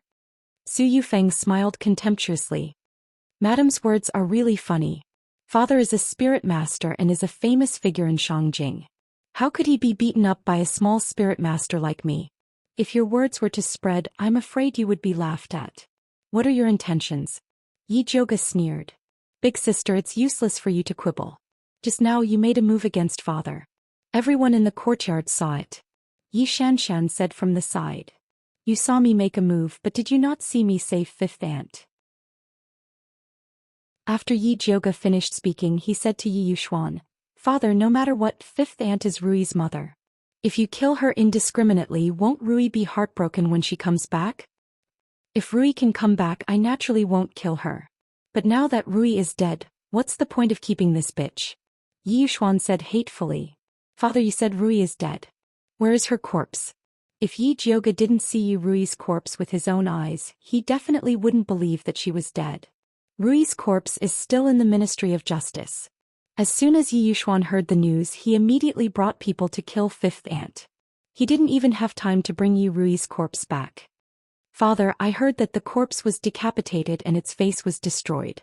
How can you be sure that it was fourth sister? Yi Zhouge asked again. Yi Yuxuan suddenly hesitated. He didn't want the corpse to be Yi Rui. After all, that child had wood and fire spirit roots.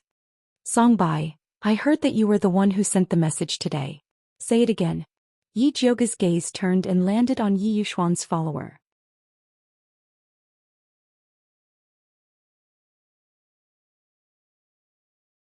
Chapter 42.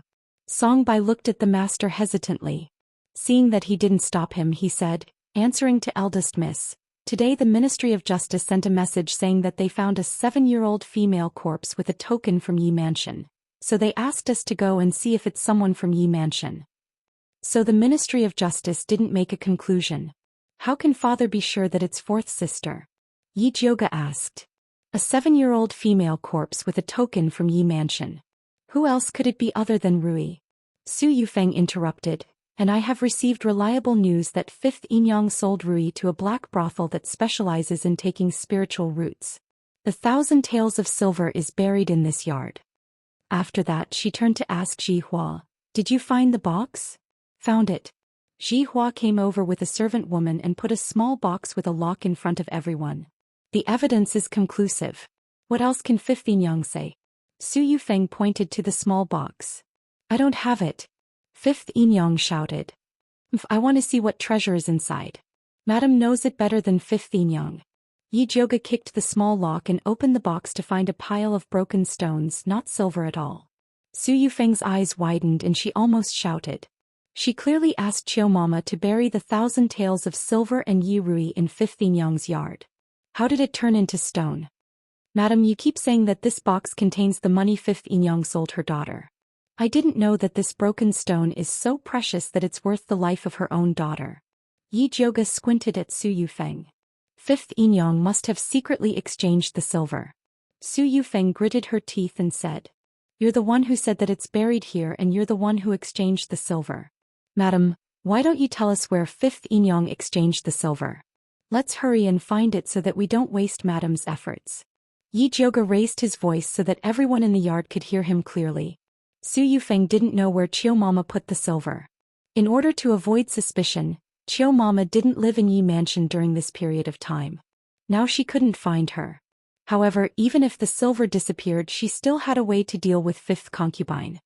Master, I don't know where Fifth Inyang got the news, but she actually transferred the silver away in advance. She's so cautious.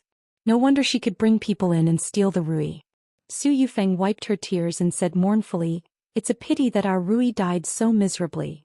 Madam, it's best if you don't cry.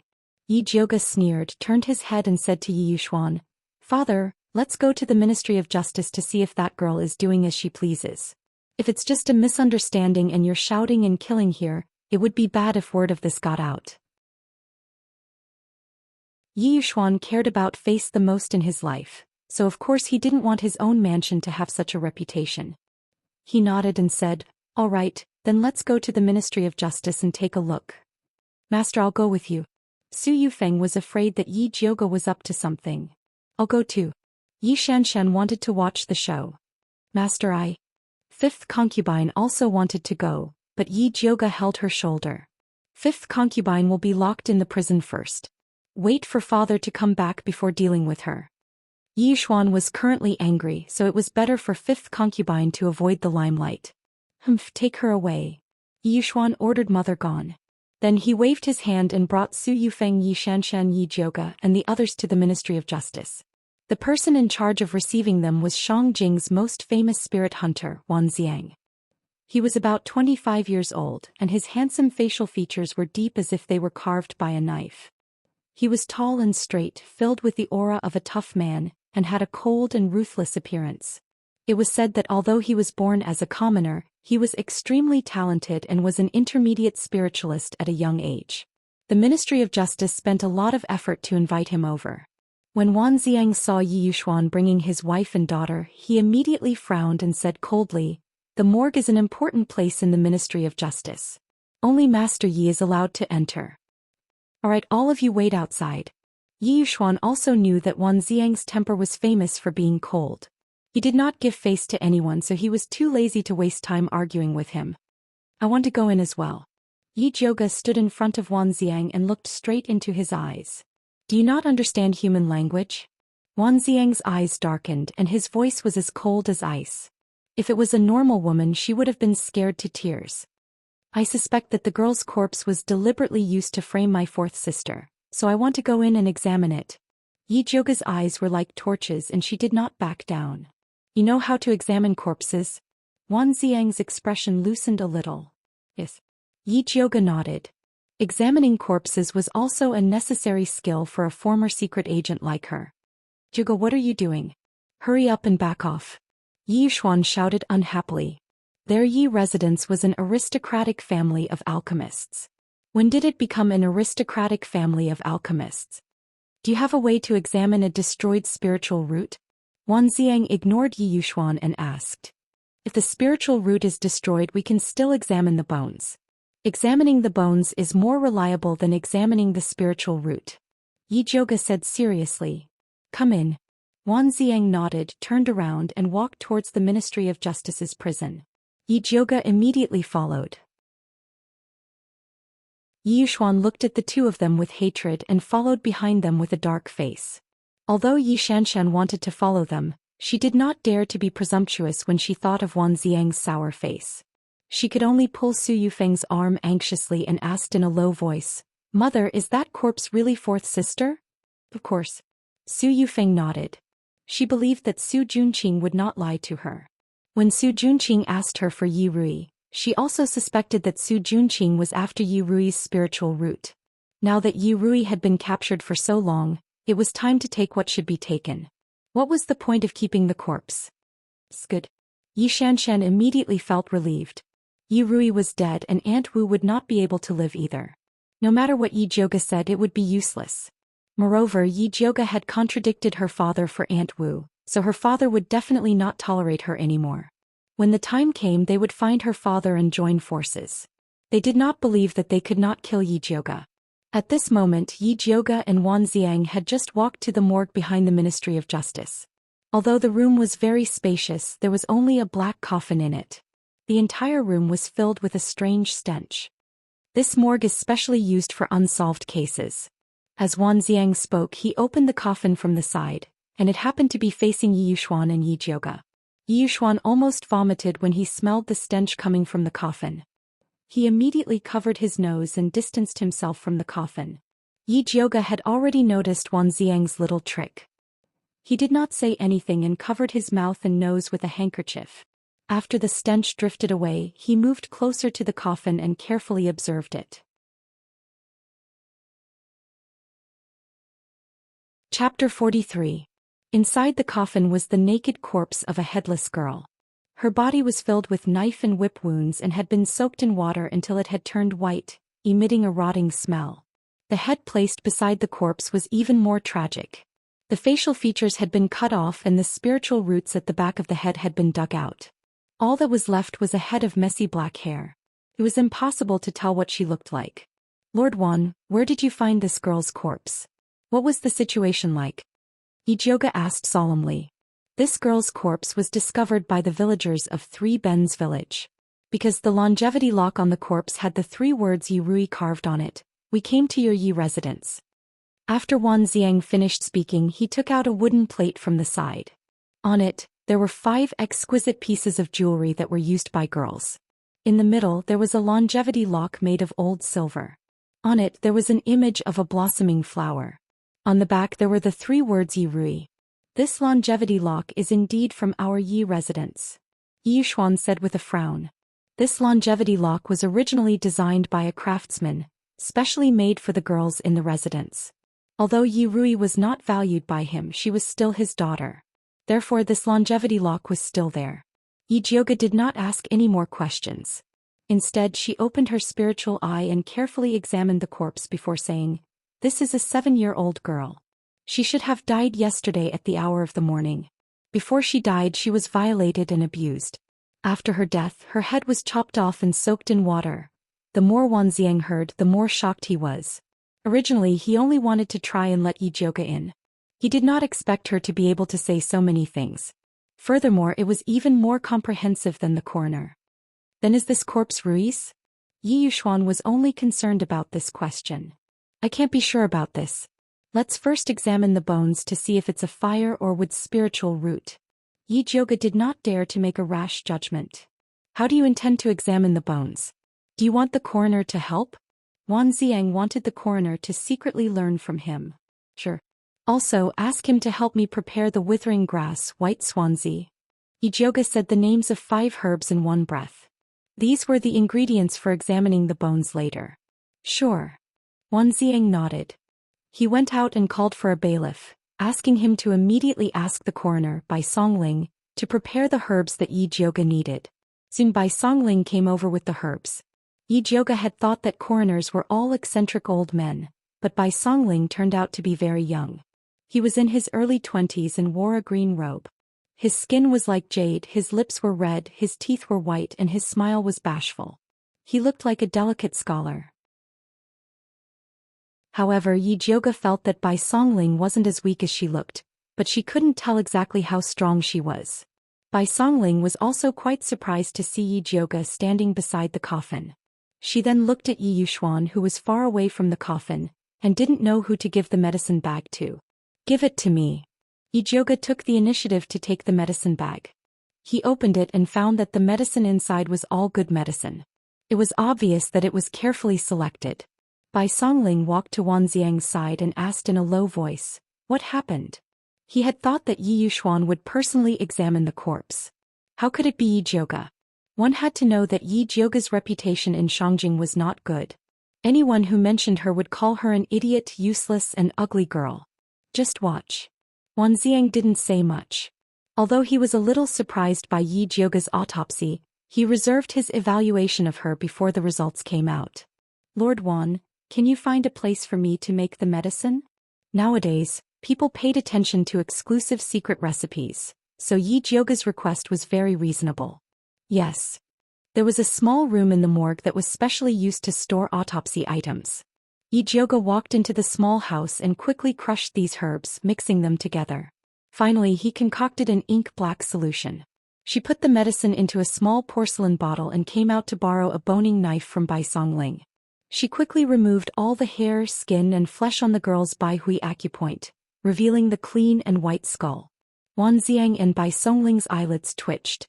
Yi Jioge's technique was more sophisticated than the most experienced coroner in the Ministry of Justice. This is the bone-testing liquid I made. As long as you apply it to the Bai Hui acupoint, you can see the spiritual root and bone structure of this corpse. If it's the spiritual root of wood or fire, it will turn green and red. Yi Jioge said and poured a few drops of the ink-black solution on the girl's head. In an instant the white skull was dyed black. After a while there was no change in the skull. It was still dark. What does this mean? Bai Songling couldn't help but ask. It means that this girl is just a mortal and has no spiritual root. Although Yi Jioge had already guessed that the girl was not Yi Rui, she still couldn't help but feel relieved. Are you sure? Wan Xiang asked with a frown. Why did he feel that Yi Jioge was a little childish? How could she determine the girl's identity with a random bottle of medicine? Of course. Yi Jioge said, if Lord Wan doesn't believe me, you can find someone with spiritual root to try. Wan Xiang reached out to Yi Jioge. It seemed that he wanted to test it himself. Yi Jioge generously handed the bottle to Wan Xiang and followed him to the morgue next door. This morgue was bigger than the previous one. It was said that it was specially used to store the bodies of spiritualists. Wan Xiang casually opened a coffin on the side. Lying inside was a middle-aged man with a wretched appearance. The cause of death was a big hole in his chest. The wound was dark and it could be seen that it was caused by fire spiritual power. Yi Yuxuan curiously looked at it and asked, is this person the flower thief who committed crimes in Mianyang County some time ago? Yes. Wan Xiang rudely cut off the scalp of the flower thief and then poured a little bone-testing liquid on it. The black liquid immediately turned into a rich cyan. I heard that this flower thief is a wood spiritual root and is best at hiding. It seems that it's true. Lord Wan can catch him. It's really amazing. Yi Yuxuan looked at Wan Xiang's eyes with more appreciation. The flower thief has been rampant for many years, and all the spirit hunters couldn't do anything about him. Later, when Wan Xiang took action, he brought his body back directly. Grandmaster Yi is overpraising. Although Wan Xiang is arrogant, he is not a fool. Yi Yuxuan is also a master of alchemy. If he takes the initiative to make friends with him, he will not push him out. Lord Wan. Just as Yi Yuxuan was about to befriend Wan Xiang, he was interrupted by Yi Zhouga. Lord Wan, although that girl is not my fourth sister, she must have been wronged for dying so miserably. Please, Lord Wan, you must arrest the real culprit.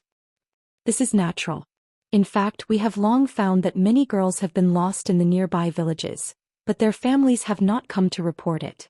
It is difficult for us to trace it. When Wan Xiang said this, his sharp eyes looked at Yi Yuxuan. I don't know how the fourth miss of Yi Mansion was lost.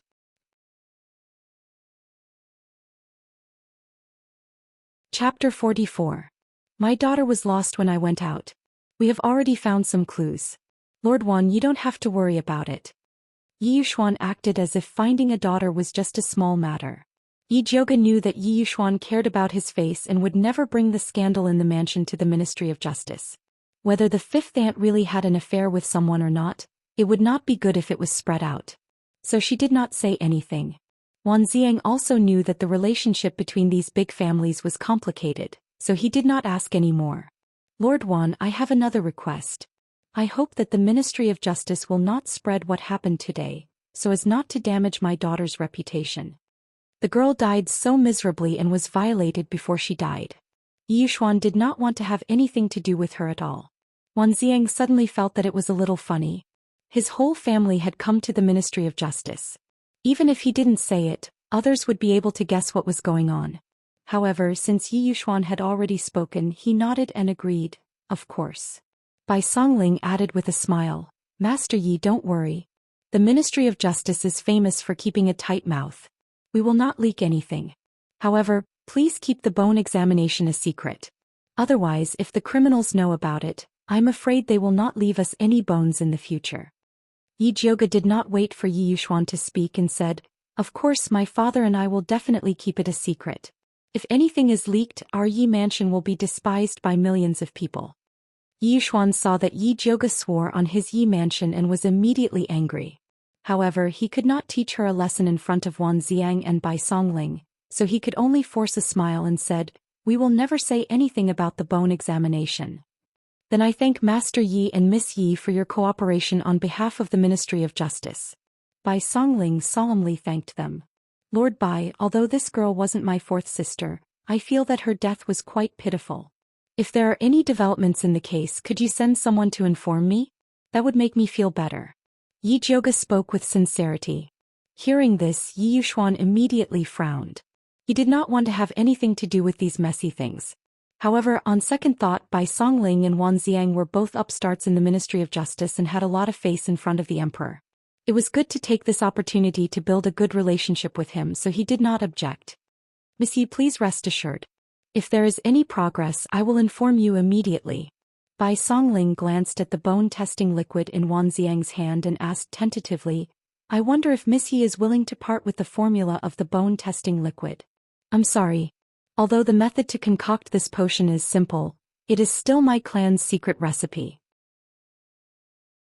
I do not dare to part with it.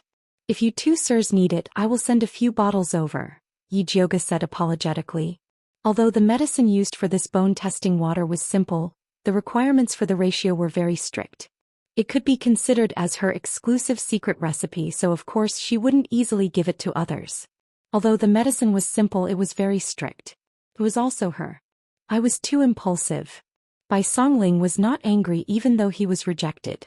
Instead he was still smiling. Master Yi Miss Yi. To Wan Bai Yi to and to Chi Tut. Master Yi Miss Yi, take care. Bai Songling and Wan Xiang still had work to do, so they asked the runners to send them out. On the way out, Yi Zhouga took the opportunity to criticize Yi Yuxuan. Father, don't you think it is a little strange? The Ministry of Justice just sent someone to send the news. Madam found out that Madam Wu sold her daughter's money. She was also sure that fourth sister was sold to the Black Kiln to dig spiritual roots. It is really suspicious. Although Yi Yuxuan did not speak, his face darkened. When they left the Ministry of Justice, they saw Su Yufeng and Yi Xianxia were still waiting outside. Mother Qing stood behind them and looked at Yi Jioga anxiously. Yi Jioga deliberately made a very painful expression and shook his head at Mother Qing. Su Yufeng immediately covered her mouth with a handkerchief and cried sadly, "My poor Rui, how could you die so miserably? Sob sob, fourth sister, my poor fourth sister." Yi Xianxia also cried. Yi Yuxuan's face immediately became very ugly. He shouted angrily, "Why are you crying? Rui is not dead." Su Yufeng stopped crying and looked at Yi Yuxuan in disbelief. "Rui is not dead. How is this possible?" As soon as she said it, she knew it was bad. She quickly explained, "I mean, you look so sad, as if something happened to Rui." "Shut up." Yi Yuxuan suddenly interrupted Su Yufeng and glared at her fiercely. "I'll settle the score with you when we get back." With that, he swung his sleeves and got into the carriage. After returning to the Yi mansion, Yi Yuxuan angrily called Su Yufeng to the study. He slapped the table and asked, "Su Yufeng, tell me the truth. Were you the one behind the matter of fifth aunt and Rui?" "Master, I'm innocent. I definitely didn't do these things."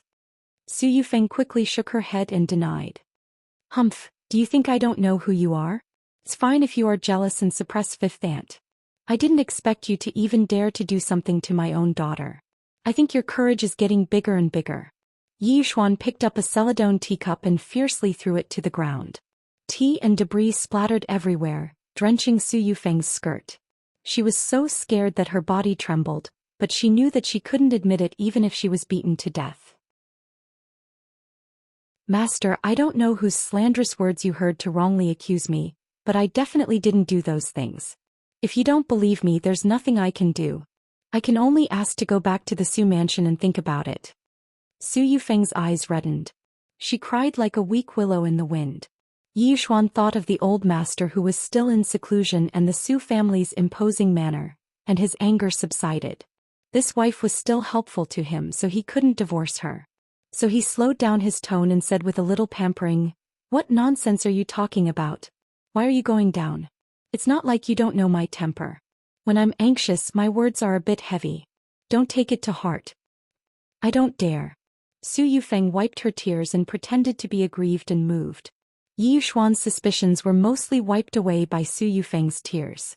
He immediately pulled her into his arms and warmly comforted her. "It was my fault this time. I didn't investigate clearly before throwing a tantrum. I apologize." "Master, please don't say that. I didn't manage the inner courtyard well. It's my fault," Su Yufeng said softly. Yi Yuxuan suddenly felt a bit guilty and his voice became even softer. "Go back and rest well. Don't let your imagination run wild." "Yes." Su Yufeng gently nodded her head and left the study. Returning to the ink garden, the more she thought about it, the more shocked she became. She didn't know where Yi Yuxuan got the news that he actually suspected her. Could it be that old servant Mother Qiu said something? Chapter 45. Su Yufeng frowned, called Zhihua in and asked, "Zhihua, is Mrs. Qiu back?" "Mrs. Qiu just came back." Zhihua knew that her wife was very concerned about Mrs. Qiu's movements recently, so she was always paying attention. "Call her here." Su Yufeng gritted her teeth and said, "Yes." Zhihua quickly brought Mrs. Qiu over. "I don't know why Mrs. Qiu is looking for me?" Mrs. Qiu asked respectfully. "You still have the face to ask?" Su Yufeng slammed the table and asked angrily, "I told you to bury 1,000 taels of silver and Yi Rui's indenture in the fifth aunt's yard. How did those things turn into stone?" "I'm innocent. I did bury things in the yard as you ordered. I don't know how they turned into stone." Mrs. Qiu knelt down in fear and said anxiously, "Could it be that the fifth aunt found a clue and secretly exchanged the silver?" Su Yufeng squinted at Mrs. Qiu and thought of something. Her anger suddenly subsided. She nodded and said, "It's possible. After all, the fifth aunt has always been crafty. It's not surprising that she exchanged the silver. It's all my fault. I thought that the fifth aunt was lying in bed and relaxed. That's why things went wrong. Please punish me, Mrs. Qiu." Mrs. Qiu said guiltily, "This can't be blamed on you. Forget it, you can leave." Su Yufeng said lightly, "Thank you, Mrs. Qiu." Mrs. Chiu thanked her gratefully, then bowed and stepped back to leave. Su Yufeng looked at Mrs. Chiu's departing figure and a cold light flashed in her eyes. The next morning she took a car to the Su mansion. This time Su Junqing was at home. As soon as he saw Su Yufeng he smiled and said, "Aunt came to see me. Is everything settled?" "Settled my ass." Su Yufeng cursed. She pointed at Su Junqing and scolded, "You stinking brat, you really made me miserable. You casually found a girl's corpse to impersonate Yi Rui. Do you really think that those people in the Ministry of Justice are fools?" "What? The Ministry of Justice saw through the body? How is that possible?" Su Junqing was a little surprised. The girl's figure was exactly the same as Yi Rui's, and she was wearing Yi Rui's clothes, jewelry and longevity lock. How could the people from the Ministry of Justice recognize her? "How would I know? Master is certain that the girl's body isn't Yi Rui's," Su Yufeng snapped. Su Junqing frowned slightly. Only Wan Xiang and Bai Songling could see through the disguise of the corpse. These two people were really difficult to deal with. They kept a close eye on his secret businesses, which made him hate them to the bone. He wanted nothing more than to get rid of them. Unfortunately, the cultivation of those two people was too high. He had sent people to kill them several times but to no avail. Instead he had lost a lot of people. This was really difficult. Su Yufeng saw that her nephew's expression was unsightly and thought that her tone was too harsh. She softened her tone and said, "Junqing, it's not that Auntie wants to scold you, but Yi Rui can't be left alive. Don't worry. Yi Rui won't live for more than 7 days, Su Junqing said with certainty. "Why did you stay so long?" Su Yufeng frowned. Even if he wanted to play with little girls, there were plenty in Drunken Cloud Pavilion. Why did he have to hold on to Yi Rui? "Auntie doesn't need to worry about this. I heard that cousin and the crown prince have been traveling a lot recently. It seems that their good times are near." Su Junqing faintly smiled and changed the topic. Su Yufeng couldn't force her nephew too much. After all, he was the future successor of the Su family. She still had to rely on him, so she said, "Xianxia, that girl is not sensible. I still need you to put in a few good words for her in front of the crown prince." "Don't worry. Nephew will definitely help cousin achieve her wish." Su Junqing smiled. "That's right, how is the investigation of Yunyang?" Su Yufeng asked again. Although she suspected that it was Yi Jioga who did it, it was hard to guarantee that it wasn't someone from another faction before finding evidence. After all, there were too many people who were jealous of their Su family. "Haven't found it yet." Su Junqing was unhappy when he talked about this matter. He had nurtured Yunyang for so many years and even taught her the bewitching technique. Just as he was about to succeed, he didn't expect her to be killed. It was a huge loss. "I think it's best to be stricter in Drunken Cloud Pavilion. Nephew understands." "That's right, I have one more thing I need your help with." Su Yufeng lowered her voice and carefully told Su Junqing. "It's just a small matter. Don't worry. Nephew will definitely help you cut the weeds and eliminate the roots." Su Junqing nodded. "It's best to throw this matter to Yi Jioga," Su Yufeng said with a gloomy face. "This is a bit difficult," Su Junqing said hesitantly. After Yi Jioga returned from the 10,000 feet abyss, there were a lot of people watching her. Making a move on Yi Jioga now would be very disadvantageous to them. "Even if it's difficult, we have to do it," Su Yufeng said while gnashing her teeth. Yi Jioga had repeatedly ruined her plans. She couldn't bear it for another day. "Nephew will do his best to help you." Seeing that his aunt helped him get Yi Rui, he would try to think of a way. While Su Junqing and Su Yufeng were discussing how to deal with Yi Jioga was sitting in the Misty Rain tea house and drinking tea with Wan Xiang. "May I know why Lord Wan is looking for me?" Yi Jioga drank half a pot of tea and still didn't see Wan Xiang speak. She really couldn't bear it anymore. "I came to tell you that there's been some progress in the case of that little girl." Wan Xiang put down the teacup. He thought that Yi Jioga would finish the pot of tea before speaking. "Oh, what's the progress?" Yi Jioga's eyes suddenly lit up. When she examined the corpse, she suspected that the little girl was killed by a perverted customer in Drunken Cloud Pavilion and was then thrown into the water to impersonate Yi Rui. She wrote an anonymous letter to Wan Xiang to investigate Drunken Cloud Pavilion. She didn't expect him to act so quickly. That little girl was secretly sold by her stepmother to Drunken Cloud Pavilion and was later abused to death. Wan Xiang said with a heavy expression. Although he had already arrested the little girl's stepmother, because Drunken Cloud Pavilion refused to admit it, he didn't have enough evidence to make a move on them. He was really depressed. Yijioga was also somewhat silent. Although she had already guessed the reason, she still felt very uncomfortable in her heart. Such a small child died too miserably. Eldest Miss Yi, don't you find it strange that your fourth sister's longevity lock is hanging on that little girl's body? Wan Xiang's probing gaze fell on Yijioga. When he received the anonymous letter yesterday afternoon, he suspected that it was Yijioga who sent it. Because the timing was too coincidental. To be honest, this woman Yijioga made him a bit unable to see through. The people of Shangjing all said that Yijioga was an idiot, waste and ugly woman. But at present, other than the word ugly, it didn't seem like it. It's not strange. Yijioga shook her head. What do you mean? Wan Xiang frowned. He thought that Yijioga really wanted to find his sister. Could it be that he guessed wrong?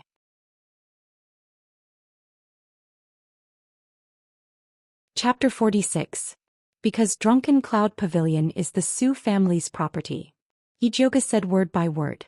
The Su family's property? Wan Xiang's pupils shrank. No wonder he couldn't find out who the boss behind Drunken Cloud Pavilion was.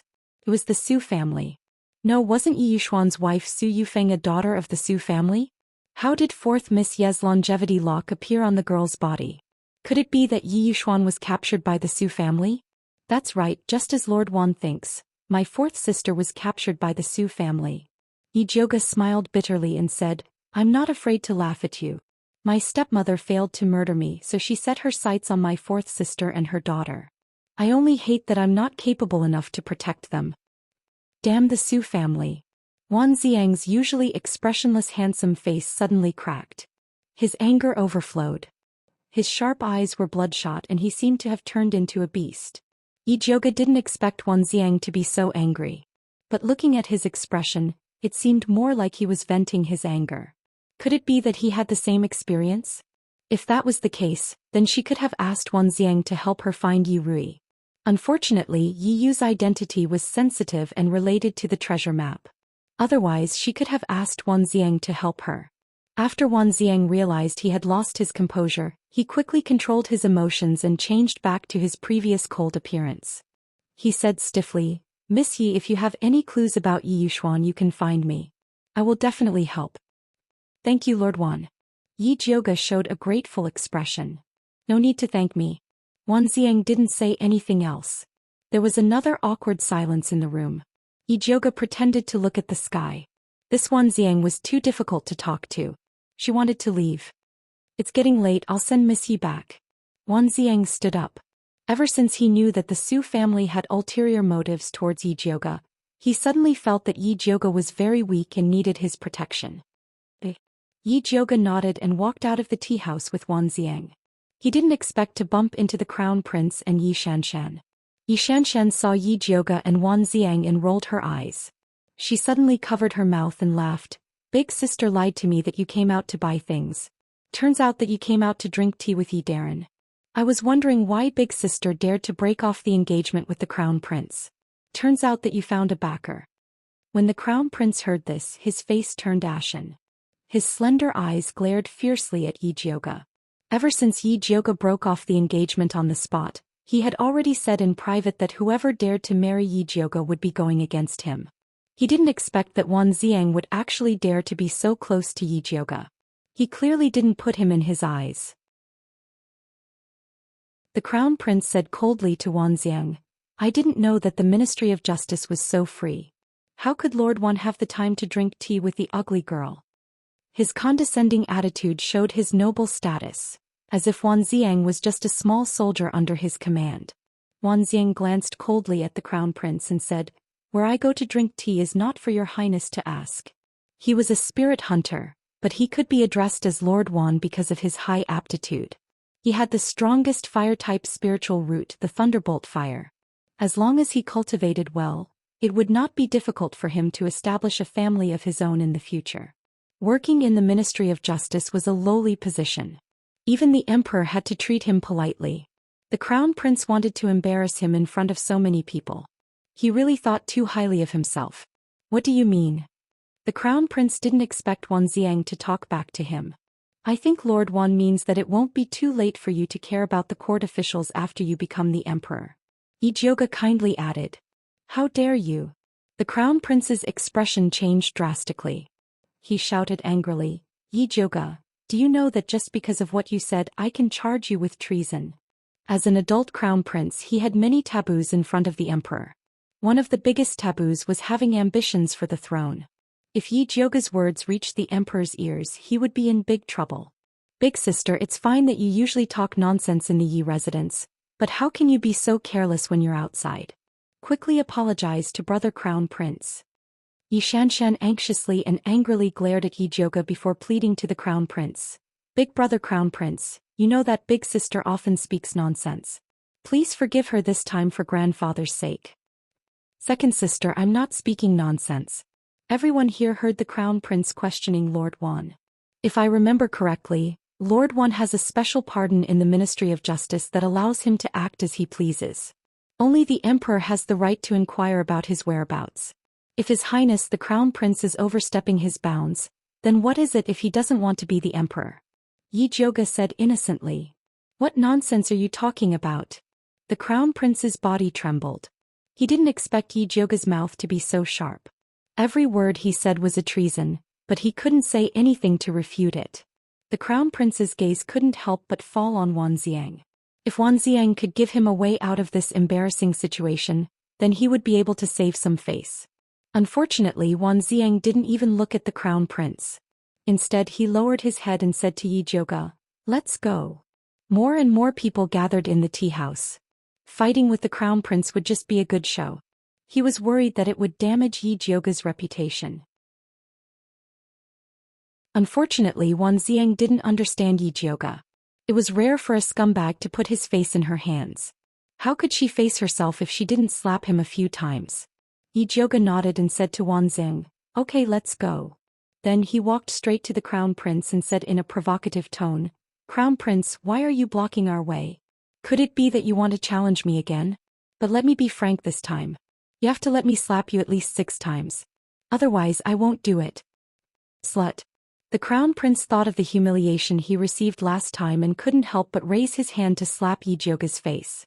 However, just as his hand was in midair, it was grabbed by a large palm. Wan Xiang said with a heavy expression, Crown Prince, please conduct yourself. What kind of man is hitting a woman? But before he could finish his words, he saw Yi Jiuge suddenly raise his foot and kick the Crown Prince's waist. The Crown Prince couldn't stand steadily and his body staggered to the side. Crown Prince brother.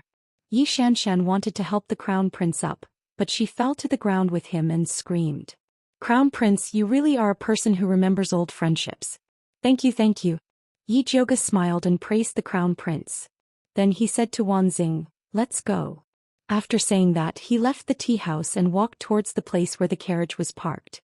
Wan Xiang glanced at the Crown Prince who was about to faint from anger and quickly followed Yi Jiuge.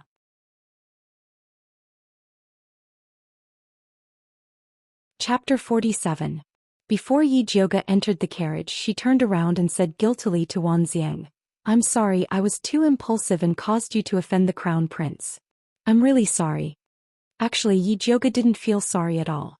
Since she wanted to rope in Wan Xiang, she naturally had to turn her enemy into his enemy. Don't worry about it. Wan Xiang shook his head. In any case, he didn't like the Crown Prince who was treacherous and overzealous.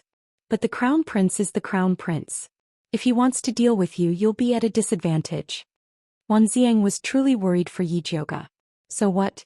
Not just the Crown Prince, even if it's the Emperor, if he dares to offend me, I'll beat him. Yi Jiuge's red lips curled up. Her phoenix eyes were deep and her aura was silent. It was like a blazing fire that couldn't be looked at directly. Wan Xiang's heart shook. He inexplicably felt that Yi Jiuge's aura was much more pleasing to the eye than those delicate ladies in the capital. Be careful on your way back. If you encounter any trouble, come find me. Wan Xiang used to be afraid of trouble, but this time he really wanted to help Yi Jiuge. Thank you. Yi Jiuge smiled and said goodbye. Just as she entered the carriage, Zishang's cold voice rang in her ear. That brat can't have fallen for you, right? You think too much. Not everyone has such a heavy taste like you. Yi Jiuge rolled her eyes. Just looking at her face full of black scars, even he would feel disgusted. Only Zishang would be able to eat her. Don't insult my taste, Zishang said coldly. It was rare that Yi Jiuge didn't mock him. Although she was a bit ugly now, having a devilish handsome man protecting her still made her feel good. Alright, when you beat up the crown prince, what did you take? Zishang asked. You're quite observant. I'm just collecting a small amount of interest. Yi Jiuge flipped her palm, revealing a dark green jade pendant in her palm. This jade pendant was carved with a dragon and phoenix. It was green like a pool of water. It was obviously not an ordinary item. There's something strange about this pendant, Zishang suddenly said. What's strange? Yi Jiuge looked at it carefully.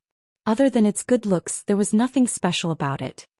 Try pressing down on the eyes of the dragon and phoenix at the same time, Zishang said. Yi Jiuge pressed the button according to Zishang's instructions. There was a cracking sound. The jade pendant split in the middle, revealing a silk scroll as thin as a cicada's wing. Yi Jiuge opened it and was immediately shocked. It was actually a map with a mountain and river diagram. It was clearly an incomplete treasure map. No wonder the crown prince wanted to hunt down the Yi clan. He had already obtained half of the treasure map and was only missing the Yi clan's half.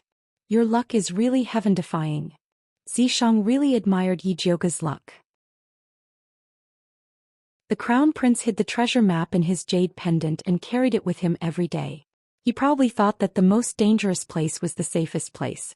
Who would have thought that they would run into a guy like Yi Jiuge, who took the jade pendant away without anyone noticing? You flatter me.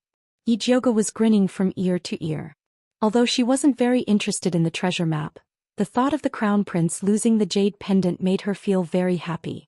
Yi Jiuge roped in a helper and stole a priceless jade pendant. She returned to Purple Forest Park in a good mood. As soon as she entered her room, she smelled an extremely faint smell of blood coming from the corner of the door. She hurriedly looked down and saw a slender figure dressed in black slowly appear in the corner. His beautiful face was deathly pale. It was Yi Yu who had disappeared for a long time. What's wrong? Yi Jiuge hurriedly helped Yi Yu up. Eldest miss, I found Yi Rui. Hurry and save her, Yi Yu said with difficulty. He then stuffed a piece of white cloth stained with blood into her hands. Don't speak. Let me take a look at your injuries first. Yi Jiuge felt Yi Yu's pulse and her expression became serious. There was an extremely cold aura in Yi Yu's body. His organs had all shifted and there was a wound on his abdomen. Blood had soaked through the white bandage. He was in a very critical situation. Yi Jiuge hurriedly took out thunder fire needles and sealed the acupoints on his abdomen. Then he stuffed a few foundation strengthening pills into his mouth. Although Yi Yu's wounds were no longer bleeding after taking the pills, he was still unconscious. His long eyelashes were purple, his lips were cracked and pale, and his breathing was very unstable. It would be great if he had a 9 reincarnation soul pill at this time. Yi Jiuge knew that Yi Yuxuan had a bottle in his furnace, but it was impossible to ask him for it. Zishang, can you help me hide? Yi Jiuge could only ask for Zishang's help. Of course, just 2 kisses. Zishang replied slowly. Damn you, wasn't it just 1 kiss last time? How dare he raise the price? How shameless. Yeah, it was so cheap last time. Who told you not to? Zishang looked like he felt pity for Yi Yu. Mother of Aster's cur. 2 then. Yi Yu's injuries couldn't be delayed any longer. At most he would just treat it as if he was bitten by a dog. It's bitten by a snake, Zishang said seriously. This concept couldn't be messed up. Whatever. Yi Jiuge stood up and said, I want to go to Yi Yuxuan's furnace. Help me hide now. Sure, time limit is 1 hour. The moment Zishang finished speaking, Yi Jiuge felt a mysterious power covering her body. She quickly walked out of the courtyard and the servants along the way all ignored her. Yi Jiuge smoothly arrived at Yi Yuxuan's pill refining room. Although there were many guards around because it was daytime, the windows of the furnace were open for ventilation. Yi Jiuge dove in through the window. The pill refining room was very wide and in the middle was a bronze furnace. On the wall were rows of wooden shelves. On the left were all sorts of medicinal ingredients and on the right were finished pills. Yi Jiuge didn't find the 9 reincarnation soul pill on the wooden shelves, so she started to look for a secret compartment. Yi Jiuge quickly knocked on the tiles in each corner of the room, and finally found a secret compartment behind a wooden shelf. Opening it, there was indeed a row of exquisite jade bottles. Other than the 9 reincarnation soul pill, there were also 100-year Lingji powder, Tianshan snow lotus pill, marrow cleansing and meridian cleansing. Yijioga's pupils shrank when she saw these pills. She remembered that these 100-year Lingji powder and Tianshan snow lotus pill were left for her mother by her grandfather. Because her mother's body had always been weak, her grandfather spent a lot of effort to refine these 2 bottles of pills that could prolong her life. When she heard that her mother was seriously ill, Xuan took out all the precious pills in the house for her to consume. His infatuation touched countless people in Shangjing. Who would have thought that he would actually steal her mother's life-saving pills and hide them in the secret compartment?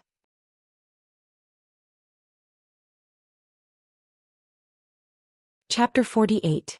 The bottle of marrow-cleansing meridian-altering pills had been specially refined by Yun Tianwei for Yijioga. Because Yijioga wasn't strong enough in her mother's womb, she was born very thin and weak. Yun Tianwei specially refined this bottle of marrow-washing and meridian-changing pills for her when she was 6 years old. In the end, her grandfather disappeared before she was 6 years old, and then her mother died of illness. Yixuan took the real medicine and sent her away with a bottle of fake medicine, causing her meridians to be broken, her face to be ruined, and her entire body to be poisoned.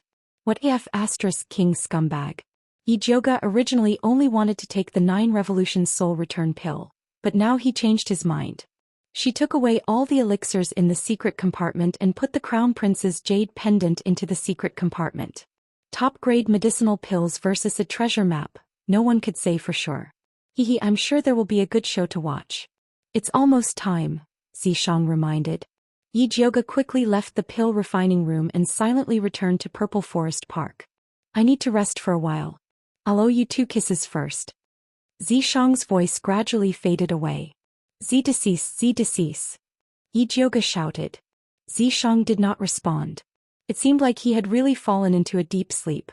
Yijioga remembered that the last time Zishang had rested was after he had imparted his cultivation to her. It turned out that every time he fell into a deep sleep, it was because he was helping her. However, there must be a reason why he was trapped in the 10,000 feet abyss and could only leave by attaching himself to her body. It seemed that he had to treat Zishang better in the future. After all, he was currently his biggest backer. Yijioga's mind was in a mess as he quickly stuffed the 9 Revolutions Soul Return pill into Yiyu's mouth. After Yiyu took the pill, his breathing stabilized and his internal organs began to regain their vitality. His life was finally saved. Yijioga heaved a sigh of relief. He planned to deal with the frost energy in Yiyu's body and the wound on his abdomen later. Right now, the most important thing was to save Yirui. The paper ball that Yiyu gave her was a topographic map of a house. The location of the house was clearly marked on it, as well as the geographical position. One of the places that looked like a dungeon had a bloody print on it. Seemed like that was where Yirui was imprisoned. There was no time to lose. She had to rush over to save them as soon as possible. Otherwise it would be too late. However, there were spies everywhere in the Yi mansion. It would be inappropriate for Yiyu to stay here. He needed to find someone to watch over him.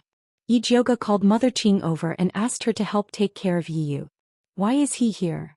Mother Qing was shocked when she saw Yiyu. She thought that eldest miss had already dealt with this beautiful male slave, but she didn't expect that she would bring him back to the courtyard. I don't have time to explain.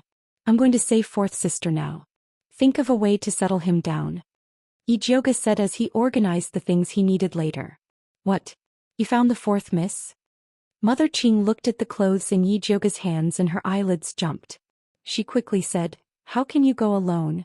It's too dangerous. Let the master go. Master still valued fourth miss very much, so he would definitely spare no effort to save her. By the time he leaves, it will be too late. Yijioga was sure that Yi Yuxuan would bring a large group of guards to kill them. The Su family was not stupid. How could they wait there for them to catch them? But it's too dangerous for you to go alone. How about this old servant go with you? Mother Qing was worried about Yijioga going alone. Don't worry. I have a helper. Yijioga saw the look of disbelief on Mother Qing's face and said, You know the 2 heroes of the Ministry of Justice, Wan Ziang and Bai Songling. The 2 of them have already agreed to help. Well, there's no time. I'll tell you in detail when I come back. After Yi Jiuge left the Yi mansion, he went straight to Wan Xiang's residence. It was already dusk. Wan Xiang and Bai Songling were talking about what happened in Yu Wu tea house. After Bai Songling listened, she squinted her eyes and smiled like a fox. I didn't expect this Yi Jiuge to be a bit interesting. Well, she looks soft and weak, but her temper is very bad. I heard that after the crown prince went back, he went to the palace to complain to the empress. What did the empress say? When Wan Xiang said this, his face couldn't help but reveal a look of contempt. He couldn't beat a woman, so he went to his mother to help him. The crown prince was really a coward. What else could the empress say? Of course, she went to complain to the emperor. But the emperor will not go to the extent of making things difficult for a little girl. But the matter of the Su family is a bit difficult. Bai Songling frowned slightly. The Su family's old master had a very good reputation in Shangjing. He always hated brothels and gambling houses the most. So he didn't expect that the Drunken Cloud Pavilion was the Su family's business. Even if it's difficult, we still have to do it. Wan Xiang's face sank. He hated this kind of shameless people who fishing for fame the most. When Bai Songling was about to speak, she suddenly heard a movement in the courtyard. She stood up and shouted, "Who is it?" "It's me." Yi Jiuge's slim figure landed in the courtyard. "Eldest Miss Yi, why did you come dressed like this?" Wan Xiang looked at Yi Jiuge in surprise. "Today you said that if I have a clue about fourth sister you will help me. Does this still count?" Yi Jiuge coldly asked. "Of course." Wan Xiang nodded without hesitation. "Good. Come with me to save her now." Yi Jiuge handed the topographic map that Yi Yu gave to her to Wan Xiang. Bai Songling looked over and suddenly said in surprise, "West Main Street 13. Isn't this the 100 Herb Hall's medicine storehouse?" 100 Herb Hall? Yi Jiuge remembered. Last time when Yi Yu was poisoned, she went to buy the purple serene grass and was followed by the Imperial Guards in 100 Herb Hall. Could it be that the Crown Prince was also involved in Yi Rui's matter? Let's go take a look. Wan Xiang put away the topographic map, changed into black clothes with Bai Songling, and followed Yi Jiuge to West Main Street. During this time, Shangjing was under curfew. After dark, no one came in or out. West Main Street was also quiet. The three of them arrived at West Main Street 13 without any problems. From the outside, this simple courtyard was no different from the other houses. But after climbing over the wall, they could feel the tense atmosphere inside. Not only were there guards patrolling, but there were also many wolf dogs. One of the tall and ferocious wolf dog opened its mouth and was about to howl when it saw Yi Jiuge and the other two landing. Bai Songling raised her hand and threw a green light at the wolf dog and it fell to the ground. Wan Xiang gestured to Yi Jiuge, indicating that they should directly go to the basement to see the situation. Yi Jiuge nodded. Seeing how the courtyard was heavily guarded, Yi Rui shouldn't have been moved. They could still make it if they went there now. Next, Wan Xiang and Bai Songling cooperated and advanced. If they encountered any guards or wolf dogs that they couldn't avoid, they would immediately fall to the ground. The three of them quickly arrived at the basement door that Yi Yu marked with blood. When they opened the door, they saw a stone staircase spiraling downwards. Yi Jiuge raised his guard and followed the staircase to the basement step by step.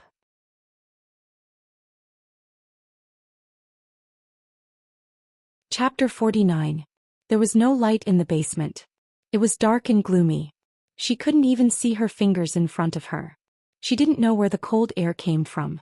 Yi Jiuge took out a match and was about to light it. Suddenly, a cold wind came from the back of her head. She immediately waved her hand and a purple spirit light went up to meet it. Boom! The two palms collided and a few spirit lights appeared. Yi Jiuge could feel a cold power flowing into her body through her palms. It was like a heavy hammer attacking her internal organs. She couldn't help but take a few steps back. Her blood was surging and a mouthful of blood rushed to her throat. Fortunately, Wan Xiang reacted quickly. He immediately shot out a few fireballs towards the black shadow that attacked Yi Jiuge. Bai Songling's green vines wrapped around Yi Jiuge and protected her behind her. Yi Jiuge swallowed the blood in her throat. With the light from Wan Xiang's fireballs, she found that the one who attacked her was a tall and thin man in black. He had a pair of vicious triangular eyes, thin cheekbones, and a pair of pale blue hands with a faint black light. Every time he waved his hands, a cold wind would be stirred up. Needless to say, you must have been injured by this person. Are you okay? Bai Songling looked at Yi Jioga's pale lips and asked worriedly. I'm fine. Yi Jioga swallowed a 9-turn soul return pill. The boiling blood immediately calmed down. Bai Songling saw that Yi Jioga's pale face quickly returned to normal. She knew that the pill she took was not ordinary. She then went to help Wanxiang. The black-clothed man's cultivation was very high. His moves were very strange. Not only could the cold wind extinguish Wanxiang's fireballs, it could also block Bai Songling's vines. Wanxiang and Bai Songling could only protect themselves. They had no way to defeat the black-clothed man. Yi Jioga couldn't see what the black-clothed man's spirit root was. Metal, wood, water, fire, earth. This is an evil cultivator. Zishang's slightly tired voice suddenly appeared in Yi Jioga's ears. You're awake? Yi Jioga asked in surprise. She thought that Zishang would sleep for a few days like last time. You were beaten to the point of vomiting blood. How can I sleep? Zishang was awakened by the cold wind that invaded Yi Jioga's body. Then quickly help me think of a way to deal with this evil cultivator. Yi Jioga said. She was afraid that if she delayed any longer, the guards above would come down and surround them. At that time it would be difficult to save them. Lend me a drop of blood. Just as Zishang finished speaking, Yi Jioga felt a stinging pain on his finger. A drop of bright red blood flickering with purple light flew towards the black-clothed man and hit him right between the eyebrows. The black-clothed man's sinister triangular eyes suddenly widened, and his whole body stiffened on the spot. Wanxiang seized the opportunity. The flames on his hands surged and his palms struck the chest of the black-clothed man. White Songling's green vines instantly pierced through his hands and feet, pinning him to the wall. Ah! The black-clothed man struggled in pain and let out mournful moans. Bai Songling immediately stepped forward and sealed his mouth with a vine. My blood is actually so powerful? Yi Jioga's eyes widened. Then wouldn't all the blood she had shed before be wasted? It's not your blood that's powerful, it's your body that's powerful. Zishang had expended a lot of his demonic energy in order to stimulate the power within Yi Jioga's blood. If she were to fight him herself, even a basin of blood would be useless. No need to explain, it's my blood that's powerful. Seems like in the future I will have to collect my own blood just in case. This ghost cultivator cultivates death, qi and resentment. As long as it's a masculine object it will be able to deal with him. I just couldn't find a suitable object so I borrowed your blood. In order to prevent Yi Jioga, this money grubber, from selling her blood as a treasure, Zishang had no choice but to tell the truth. Which snake eye of yours saw that this lady is masculine? Even if her chest is small, she is still a genuine woman, okay? I know that you are not convinced. It's fine, in the future you will soften after I rub a bit more. Zishang smiled. Soften your ass. Yi Jioga didn't have time to bicker with Zishang. Right now the most important thing is to interrogate this black-clothed man. Speak, where did you lock the fourth miss of the Yi mansion? Yi Jioga stepped on the black-clothed man's wrist that was pierced through. Unexpectedly the black-clothed man didn't even make a sound. Instead his face revealed a strange smile, and his sinister triangular eyes revealed an evil light that could make one's scalp tingle. Yi Jioga could see that this black-clothed man was a tough nut to crack. Instead of wasting time interrogating him, it would be better to find the location of the secret room himself. Wanxiang and Bai Songling also thought the same, so they went around the basement and knocked on it. Very quickly Yi Jioga found that there was a problem with the floor tile. She pressed down hard and a row of floor tiles flipped downwards, revealing a black passage. A thick smell of blood floated out from the passage. I will go down first to take a look. You guys keep an eye on that guy. Wanxiang said. Alright, you guys be careful. Bai Songling nodded her head. That black-clothed man is strange and ever-changing. It is indeed necessary to leave someone to keep an eye on him. After Wanxiang went down there was no response for a long time. Yi Jioga couldn't help but ask, what's the situation down there? A lot of dead people. Wanxiang's tone was filled with undisguised shock and anger. Yi Jioga's heart skipped a beat. He quickly walked down the black staircase and was immediately stunned by the scene in front of him. He saw that it was a stone room. The naked corpses of girls were piled up randomly like garbage. The floor was stained with blood, and under the dim light, it reflected a frightening light. Among these girls, the oldest was only 15 years old and the youngest was 7 years old. Everyone's face was filled with extreme fear and pain. Their naked bodies were covered with wounds, and each of their wrists were badly mutilated. Not even blood could flow out. Yi Jiuge couldn't help but shudder. She remembered the letter that Yi Yunji left for Yi Yu. It said that Su Junqing needed the blood of virgins to cultivate the bewitching art, so he had been using the blood of girls to cultivate. He also established the Drunken Cloud Pavilion to buy and sell these girls. Su Junqing. Wan Ziang said each word with a pause as if he wanted to crush these 3 words into pieces. The expression on his face was incomparably terrifying. Yi Jiuge calmed herself down and quickly looked through the bodies of the girls. She didn't find Yi Rui's.